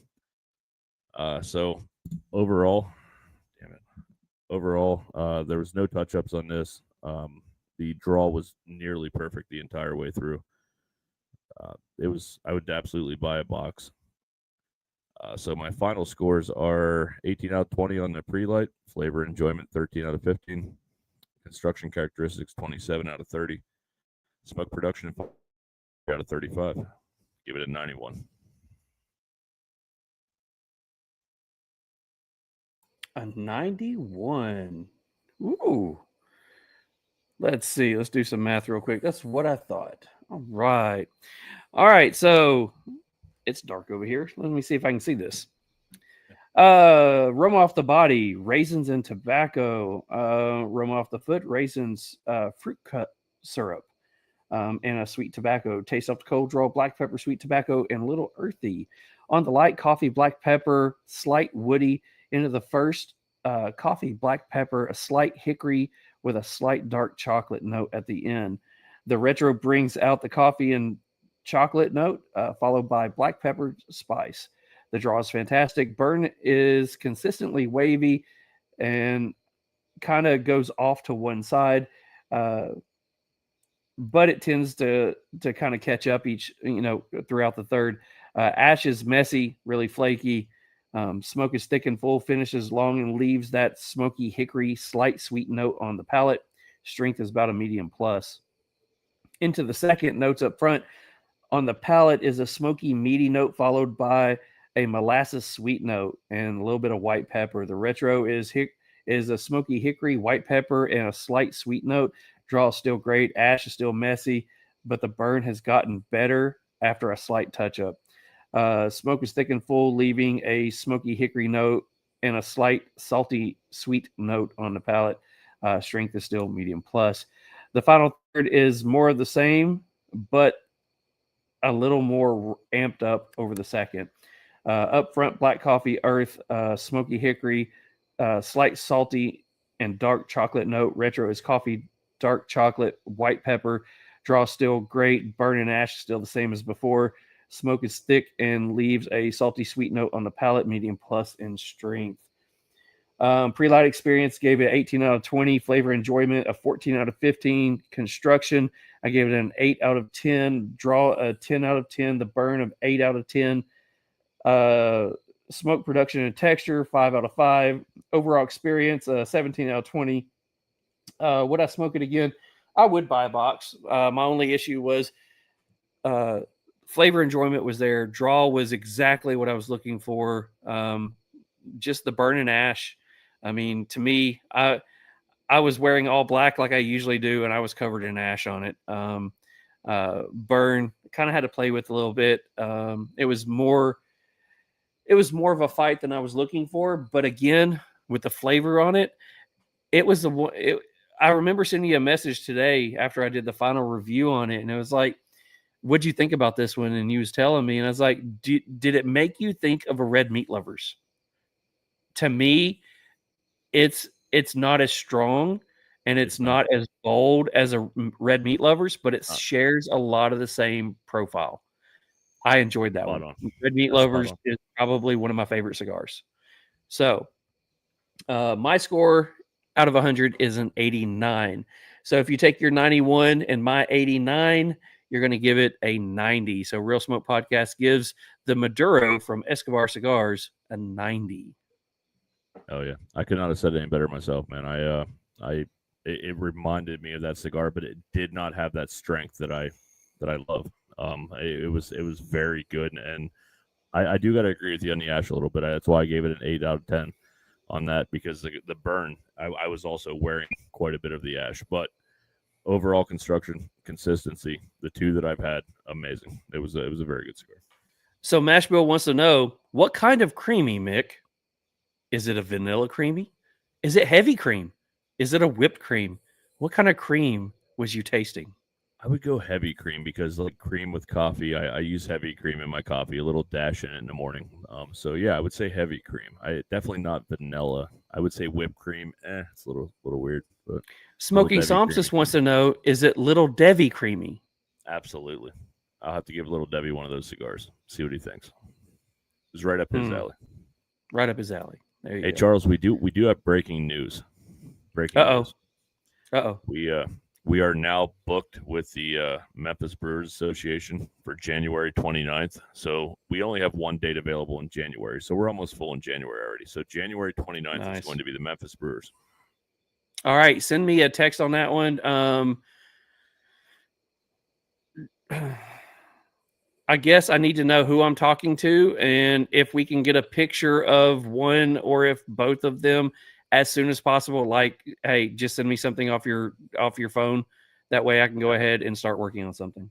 Yeah, I know most of them personally, so I'll get pictures in the next week or so here. I'll have you all the pictures. It'll be like probably, I'm not talking for Frank here, but probably 3 or 4 brewers, Randy and Frank. So there's probably gonna be like 5 people that night. So maybe a little crazy. Maybe I don't put the pictures on there. I just put the association logo on there. We could do that. We could absolutely. That way we'll keep it safe on there. Okay. Yep. Guys, check out our YouTube page. Yeah, check out our YouTube page. Go look at all the different guests that we have coming up all the way into January now. I just updated it today, and I had to sit back and just look at it and go, dang.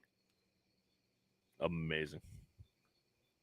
And I will say there's one that's coming up in January that I'm super looking forward to. So I'll let you guys check that one out. You'll see it coming up. But oh, come on. Go ahead and which one is it that you're looking forward to? The Who the F are these guys? Part 2. So guys, if you've been with us since day one, our original episode was Who the F are these guys? Because we really didn't know if we were actually going to keep doing this one. And why would anybody want to listen to us talk about anything? So it was kind of a joke of who the F are these guys? Well, after 50 plus episodes, by the time we get there, we figured we've got such a new following, a new audience, that we kind of need to probably go back into that one, but it wouldn't be fun if we interviewed ourselves. Each other. Yeah. So what are we doing about that? So probably our champ, one of our champs, probably our champ of the Real Smoke podcast, the most occupied space in throughout our episodes. I don't know what I'm trying to say. This is one of those Mick episodes. So Sin Coburn's going to join us, and I may regret this later, but my daughter Kylie is also going to join us and ask us questions, and none of it is scripted. They're going to come on and technically be the hosts of the show and interview us. And I'll tell you, I'm panicking a little bit, but at the same time, I think it's a great way to kind of get it out there, like who we actually are. You know, that's going to be some good questions that we may not have thought to ask each other. And it's not scripted. It's just going to be a fun night of those guys running the show if it goes terribly. So, you know, the cool part is it's actually listed as they are the host because they are the special host for the night. And who knows? Are we opening the show? Will they open the show? Will they call us in as guests? It's going to be interesting. But I just went back and looked. So the Memphis Brewing Association, Yeah. I do believe, will be episode 60 as of right now. It's awesome. I mean, we're doing 46 right now. Yeah. And they are currently 60. Amazing. Yeah, it's going to be a fun episode too, man. I've gotten to know the brewers down here very well. Memphis Filling Station, obviously, where we had our Western Tennessee Herf, Soul and Spirit, Ryan, great dude, and Teddy at Flyway. I mean, I've got to know these guys where they're taking us into brewery and tasting stuff like right out of the fermenters, and a lot of it's due to Frank. I mean, Frank's promoted to all of this, you know, the Memphis Brewers Association. I mean, just bringing people together that love good beer, that love brewing, and it's going to be a fun episode. It's something we don't normally do, is kind of go down that brewing, you know, avenue. And man, these guys are a wealth of knowledge. Ryan's fucking knowledge is unbelievable from Soul and Spirit, man. I've sat there for hours talking to him about how he learned and how he got taught. You know, it's just going to be such an incredible show. So something different. Grab a beer, grab a cigar, and let's do this January 29th. So I will say this, Mashbill says, I'm sending questions to send for you guys. Do it. Seriously. Let it get closer to time because they'll get lost. We will make some kind of comment in the episode leading up to it. Our final episode of the year, because they are going to be the opening for 2026 as well as our next season. So that's going to be the first episode of season 4. Yeah. So as we close out the December episodes, we will let you guys know, and we will set up. We will let Sin know that you guys are going to be sending questions in. That would be pretty fun. So really quickly, if you want to go ahead and make sure you type in #RealSmoke. We do have 2 gift cards to give away tonight. So we will give you a few seconds to go ahead and do that one. Remember, you have to be present to win. I will get everything set up really quickly. Mick, one more thing we need to talk about. We do have another Herf coming up. We do. Got any information on that one and where people can meet us? Because I know you're going to be there. You're going to go in for a day. I think 90% sure that I'm going to be there. So, also, we did talk about doing something next year in addition to our TriStar Herfs with the podcast. So anyways, before we get into that one, let's see really quick. Cigars with Angel says, talking to Cigar Talk Toronto, and he said he is going to the Cigar Chief on Saturday. Cool. Go ahead and let people know what's going on in the TriStar world, where they can come hang out with us and all that wonderful stuff while I get this set up. Yeah. So Saturday, October 11th, we will be at the Humidor in Murfreesboro. I don't know if a time's actually been set. 3 o'clock. When it starts. That's what was in my head, but my head does funny things sometimes. So 3 o'clock till whenever. That's what she said. That is what she said. The humidor is right next door to Liquid Smoke, where you can get many different drinks, cocktails, beers, whatever you want, and you can smoke in there as well. I was there last year, and Charles and I pretty much shut down the place and much on drinks and hung out in the streets till about midnight, I think.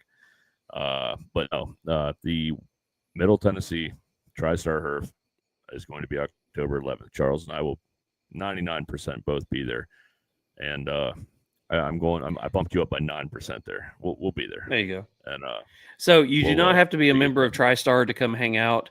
You just have to enjoy cigars and great atmosphere and great conversation. So come hang out, come meet the TriStar Herf crew. Come out, meet us. Come get pictures with us. We would love that. We would love to have some stuff to post on the Instagram, meeting some people who actually listen to us, all 3 of you. So we would love that. So really quickly, once again, we do have our 2 prizes to give away. Hey, Mick, do you want to give the disclaimer for all of that wonderful stuff? We know we have to do that or somebody's going to complain. I would love to. I believe it's the second.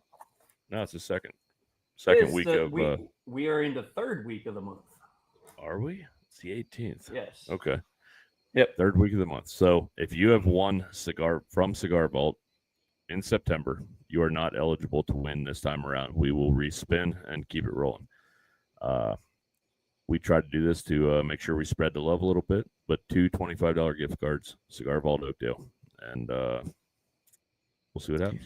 So our people who have already won for this month is Get Your Ends Up, Angela Thompson, Colin M, and Cigars with Angel. We love you guys. We would love to give you more, but we want to spread that love around. Also, if you don't see your name in here, we have been guaranteed by StreamYard that your name has been put on here, even if you do not see it. Could be a glitch in our thing just showing it because, there's glitches everywhere. So trust that your name is in here. You're going to have roughly 30 seconds to put in the comments that you are here. You must be live to win. If you're not live to win after whatever Mick says 30 seconds is, it could be 10 seconds. It could be 20 seconds. It could be a minute and a half. But whatever he says 30 seconds is, that's all you get. So go ahead and make sure you type in hashtag Real Smoke on YouTube or YouTube or Facebook, I believe. So here we go. Let's go ahead and spin the first one. Who is going to be our winners today? Dun, dun, dun. Dun, dun. Oh, no. Here we go again. Smoking Psalm says, did I mention that you got to be inside the continental U.S. to win?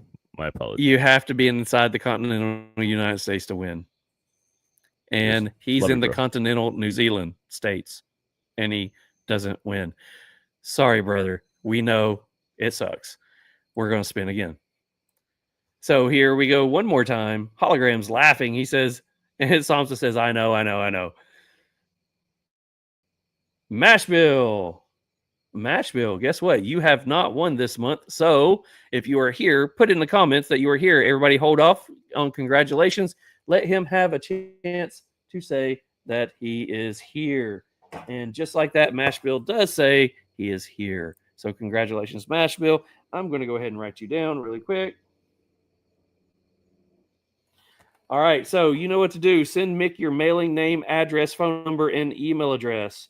That way he can get that sent over to the people, and we can get your gift card sent out to you electronically. Congratulations. Congratulations. We do have one more to give away, and that one is going now. Always like what Randy does on his show. Round and round it goes, where it stops, nobody knows. I know that's not original because somebody said it and somebody else he got it from. So, A new but one, it's still thank always God. a good one. So, Square offense, Works Media. Yes. Please be here. Yeah, please be here. That'd be great. We'd Please love it. be here. Mashbill says, do I have to send my info for the 10th time? Just for asking, we're going to take your win away. Just saying. If you can't play by the rules, young man, you can't play at all. Be that way. Yeah, I mean, it pops up and it makes it easier for me to find, and then I send it. It'd be awesome. I'd appreciate it. Listen, sir, do not make me pull this car over. Play by the rules, or take your ball and go home. Just saying. Nah, we love you. Squareworks Media, TM. We He might not finally be get here. a new name that wins a prize, and he's not here. You want to give him a countdown before we spin this thing again? I really don't want to. Let's wait for Somebody like an hour. message this Maybe guy, shows tell him up. to get on here and say he's on here. Come on. Jeez, I don't even know who this is, so that's great. It's like a new name. Like, why? Where are you? Fuck. All right, 5, 4.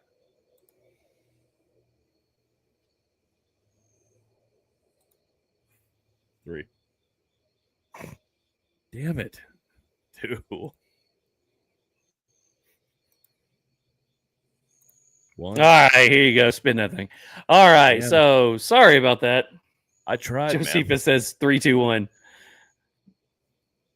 And our winner is Hotbox Cigars. That's another new one. I don't know that one. Hotbox, are you? Hey, do you have any questions? Hotbox Cigars? Do you have any questions? It's a great name. Please be on here. I like you Yes. more than the last guy that wasn't here. Come on, let's go.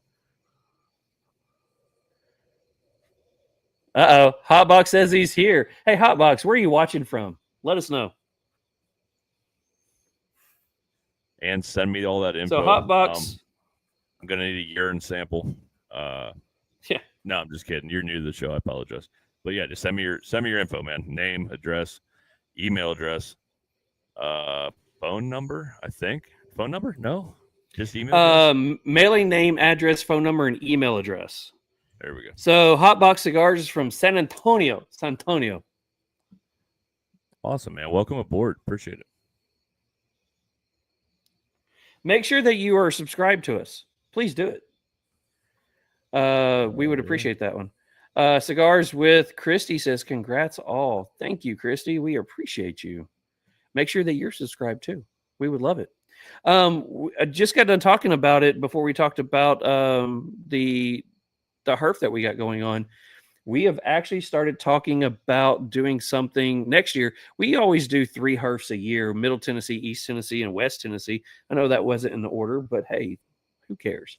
But because as of right now, because Mick's still in the state with me, we're able to get together a little bit. So we're kind of talking about doing something podcast related for the herfs.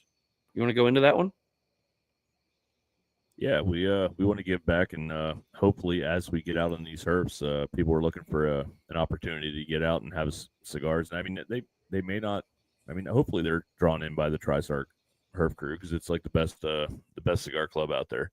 But if you just want to come out and meet us and hang out, we're looking to have a little merch out there and some giveaways and have some fun with it, and hopefully meet some people that we've been, they've been watching our show and that we've been communicating with on YouTube or wherever you're watching us. And hopefully, as a kind of a thank you, we'll have some giveaway stuff to give away, and just some pictures that we'll promote on the website and on our socials, and have some fun with it. So Hotbox Cigar says, where can I find the info to send it to? I'm still very new here. The show with Cigar Dudes was my first time catching live. Go to Instagram, look up Real Smoke _pod. That is the podcast page. Mick runs that one, and send him your mailing name, address, phone number, and email address, and he will get everything taken care of. I got you. Welcome aboard. We appreciate you. So going back into that one, we're looking at possibly, if it's something, local to one of us that we could get together and do, maybe doing a pre-herf event, doing something for a couple of hours on a Friday night.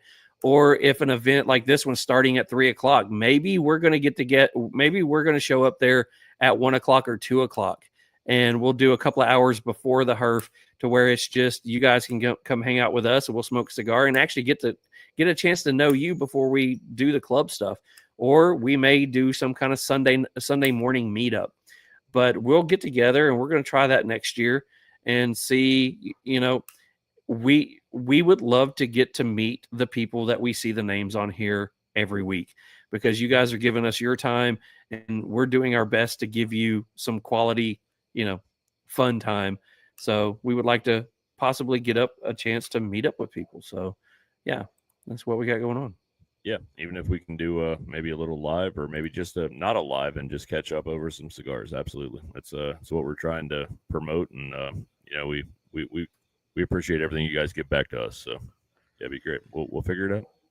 We'll figure it out. So our prizes tonight was brought to you by one of our newest sponsors. You want to go into that one for us, bud? Sure. So we're still working out some details with these guys and getting a video from them, but recently, Britter's Cigar Cutters, accessories, I guess, has become our newest segment sponsor. I'm still trying to find my read here. I'm sorry, I was not prepared. Give me a second. Yeah, I'm just talking to you. Hang on here. Go guys. check out these things Bear on with here. If you look on the screen right here, British Cigar Accessories, you see the custom cigar cutter that they made for us. And on one side of it, it does have my skull. On the other side, it does have Mick's skull. It has our gold diamond on there. That's kind of something, as we're showing some of the love to Cavalier, who's we're really good friends with. On the top of it, you do see where it says Real Smoke. And you happen to see some of the cigar tubes that they talk about is indestructible. So they're super good stuff. I do have the read now if you care. But winery with me. If you're taking one cigar for a night out, it's an awesome way. It actually has humidification in it, has a rubber seal on it. Yeah, they're phenomenal. I mean, it is a really, really good tube. And I have thrown that thing off my deck, and it still looks amazing. But the cutters themselves, Bruters is an American and veteran-owned company. The Heirloom is their flagship of the product line, a bespoke premium cutter with endless customization. Heirloom is a timeless piece of craftsmanship that is built to last, to be passed down for generations. Yeah, that thing is it's built to last forever. And if you're looking for something for your lounge, for yourself, something you could pass down to a child or to your kid or whoever, somebody in the family, you can find them at brudersco.com or visit them on Instagram at Bruters Cigar Accessories. And everything about these guys, they care about the cigar community. They want to make something that is obviously unique to the industry, but they also want to make something that's going to last forever. And the tubes and the cutter, I do believe, would probably last forever. They're both very well made products, and we're proud to have them on here as a sponsor. So huge thanks to Bruters for what you guys are doing for us. We hope we can do just as much for you. So thank you so much. So the last thing that we have to get into tonight is some not hotbox questions. Oh my gosh. We do have to get into some Meanwhile in Memphis. That was a brain fart. We're going back in time. So I will say I'm testing this read right here just to see if we get flagged again. Okay. Last week we didn't get flagged. I'm checking. And I know talking about it's not a good thing either. But anyway. Wow, my Australian came out that time too. Anyway, that was more British, I think. Horrible accent, so bad. Anyway, Meanwhile in Memphis is brought to you by our family over at Haze Cigars. Every Haze Gray cigar is handcrafted with care, using only the finest tobaccos sourced from around the world, with rich flavors and smooth draws that satisfy even the most discerning cigar aficionados. From careful selection of tobacco leaves to the final roll, we oversee every step to guarantee the best blends possible. Every Haze Gray cigar is rolled with pride and purpose. Each cigar represents a different chapter in our Haze Gray story. From smooth Connecticut finesse to dark richness of double Maduro, there's a cigar that fits your mind. So huge thanks to our family over at Haze Gray Cigars. Love working with you guys. Love being a part of the Haze Gray family, and love the fact that you guys are willing to be a part of the Real Smoke family. So Mick, are you ready for some Meanwhile in Memphis? Man, let's do it. Meanwhile in Memphis, it's happening again. Meanwhile in Memphis, the sky turns wild. Stray gators and poodles running free and wild. Some guys wearing mud boots with a suit on trial. Meanwhile in Memphis, let's stay here a while. I'm not sure we want to stay there a while, but just saying. Anyways, what do you got for us? All right, so I'll start off by saying almost every news story that popped up this week disappeared quickly because it was all about every news story morphed into the National Guard showing up next week. So, oh yeah, that is an RP Emerald, absolutely. I actually like that. That's one of my favorite Rocky Patels. I'm getting off subject here, but that's a good one. It's a decent one. It's my first time having this one. Yeah, I like it. It's a good one. So I did find a couple, and this one I normally would not have put in because it's about a dude shooting a dude with his kids in the car. But I had to because of how bad the writing is. I've read this like 13 times, and I cannot. Maybe it's just me, but I can't figure out who shot who or what happened. The writing is so fucking horrible. So I wanted you guys to tell me. I want you to tell me if it's me or if it's the writer. All right, so a man is arrested after shooting father in car with his children inside. Records show. Dang it, Bobby. Memphis, Tennessee. A man was arrested Tuesday after he shot a father while he tried to drive off from an attempted robbery with his children in the car. So who was robbing? Let me do that again. Hang on. A man was arrested Tuesday after he shot a father while he tried to drive off from an attempted robbery with his children in the car. Are you following? So did the guy shoot the guy driving off, or was the guy driving off and shot the guy who was robbing? So it's not just me. I fucking read that a ton of times, and I'm like, all right, I'm printing this and I'm reading it. Maybe it's just me. All right, so the first guy was arrested for 3 counts of attempted first-degree murder, especially aggravated robbery and assault, possession of a firearm during the commission of a dangerous felony. Records show. A man told investigators that around 9:30 p.m. he met up with a man in a Midtown neighborhood that he tried to rob him. The man had his kids in the car and drove off. Which guy? Like, which guy was robbing the other? I still don't know what is going on here. It says... I'm not quite sure what's going on. I just know people are being stupid and there's a kid in the seat next to somebody watching all of this, which... Yeah, that's horrible. That's the only bad part about the thing. I know, and it is horrible. But I'll finish this off, and I still have no idea where this is going. But that was when the other man... That was when the other man, later identified, opened fire into the car, striking the driver in the head and shoulder. MPD had previously said that the driver crashed into a pole on Seattle Street near Lamar Avenue. He previously hit a pole, the guy that was arrested that shot the guy in the head. The shooting left a man with serious injuries, police said. According to court documents, the man's children were not hurt during the shooting. There is no information that makes any sense in this entire story to me. Maybe it's me. I don't know. I just, I want to know what the editor was thinking when he let that one go out. Yeah. Like, thank God it's not just me for once. I mean, I know I'm not the brightest tool in the shed or whatever, the brightest bulb in them. I don't know, whatever, but whatever. That's what she said.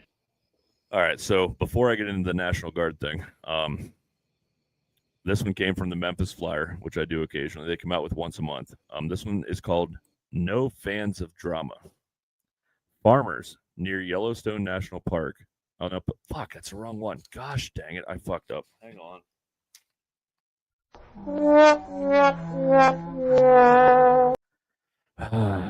All right.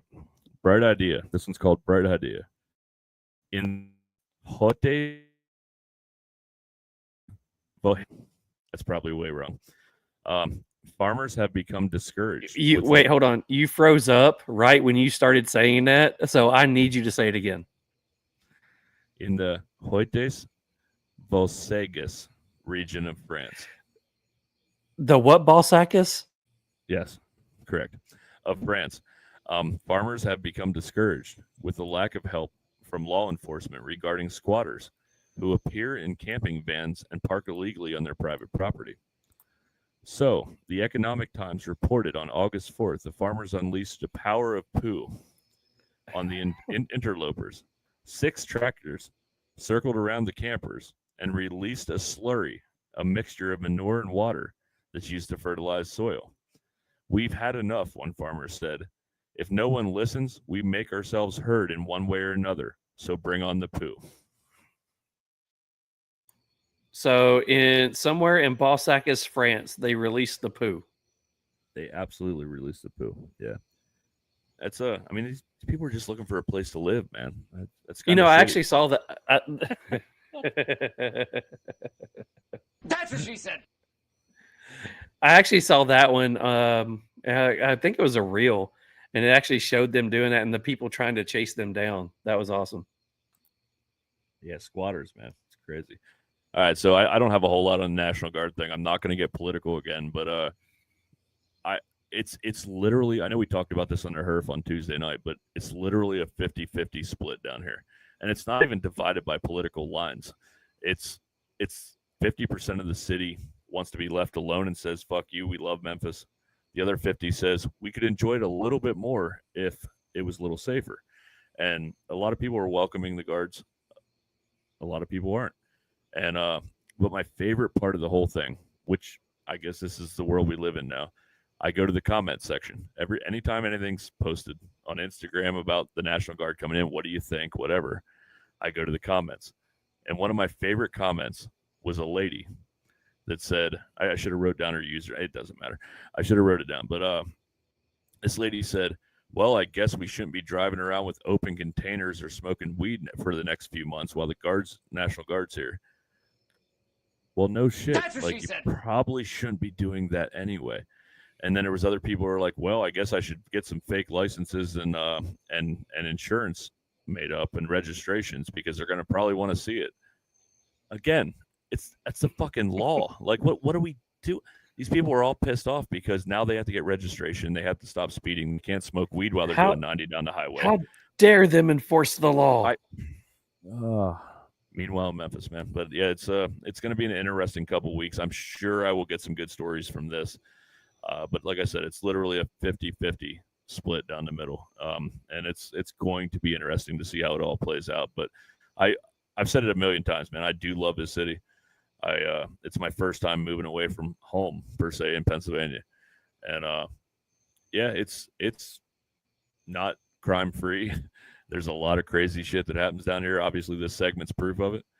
But there's so much history and culture and just great people here. And I do love this city. Anyway.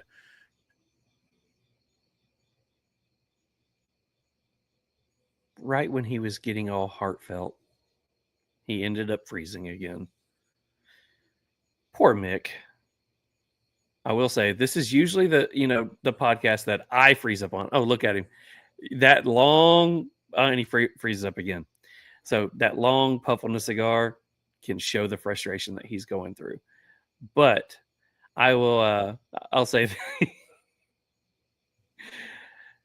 great stories. Meanwhile in Memphis, it's happening again. Meanwhile in Memphis, the sky turns wild. Stray gators and pools running free and wild. Some guys wearing mud boots with a suit on trial. Meanwhile in Memphis, let's stay here a while. I was trying to move you over to this one over here just so it could show a bigger picture of you looking all frustrated and stuff. So that's funny. Sorry. That's okay. I was so fucking. Why do I keep? My internet is so perfect, and then all of a sudden it disappears. I don't know what's going on. I need to. And he freezes again.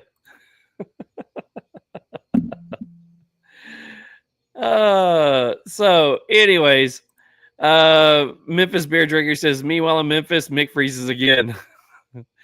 I need to create that song. Damn it.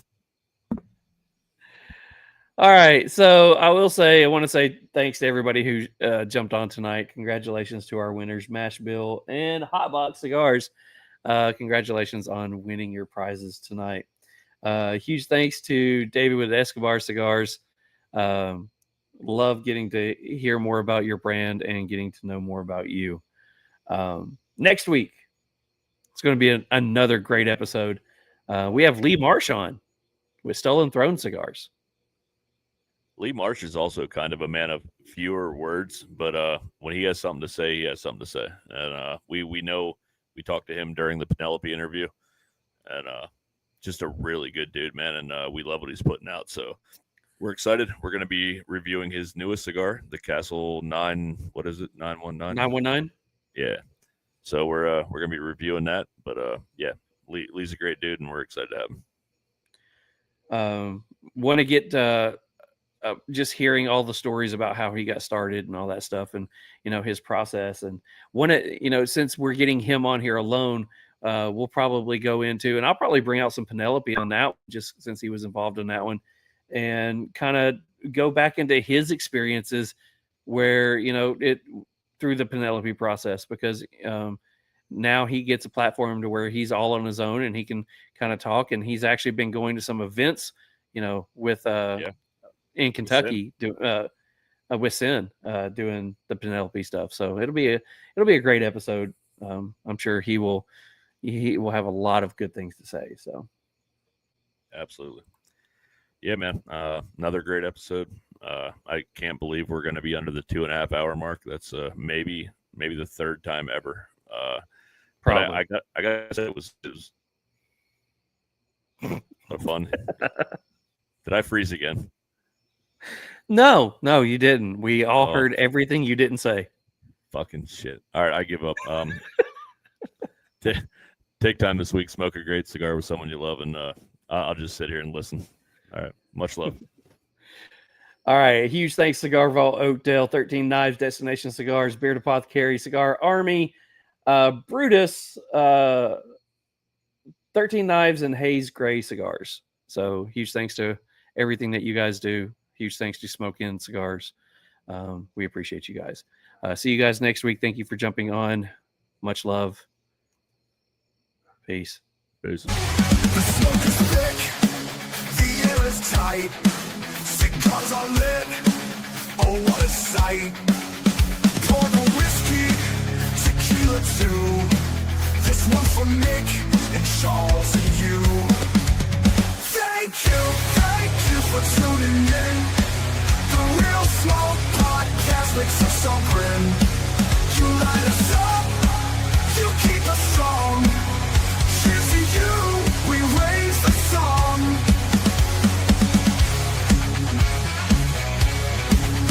Conversations deep, the stories fly. Ashes fall, with spirits high. The gas is rolling, the pictures flow. You've kept us burning, don't let it go. Thank you for tuning in. The Real Smoke Podcast makes us all grin. You light us up, you keep us strong. Cheers to you, we raise the song.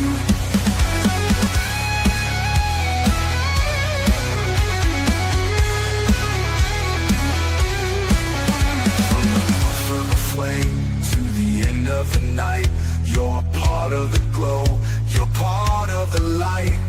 Mick and Charles with the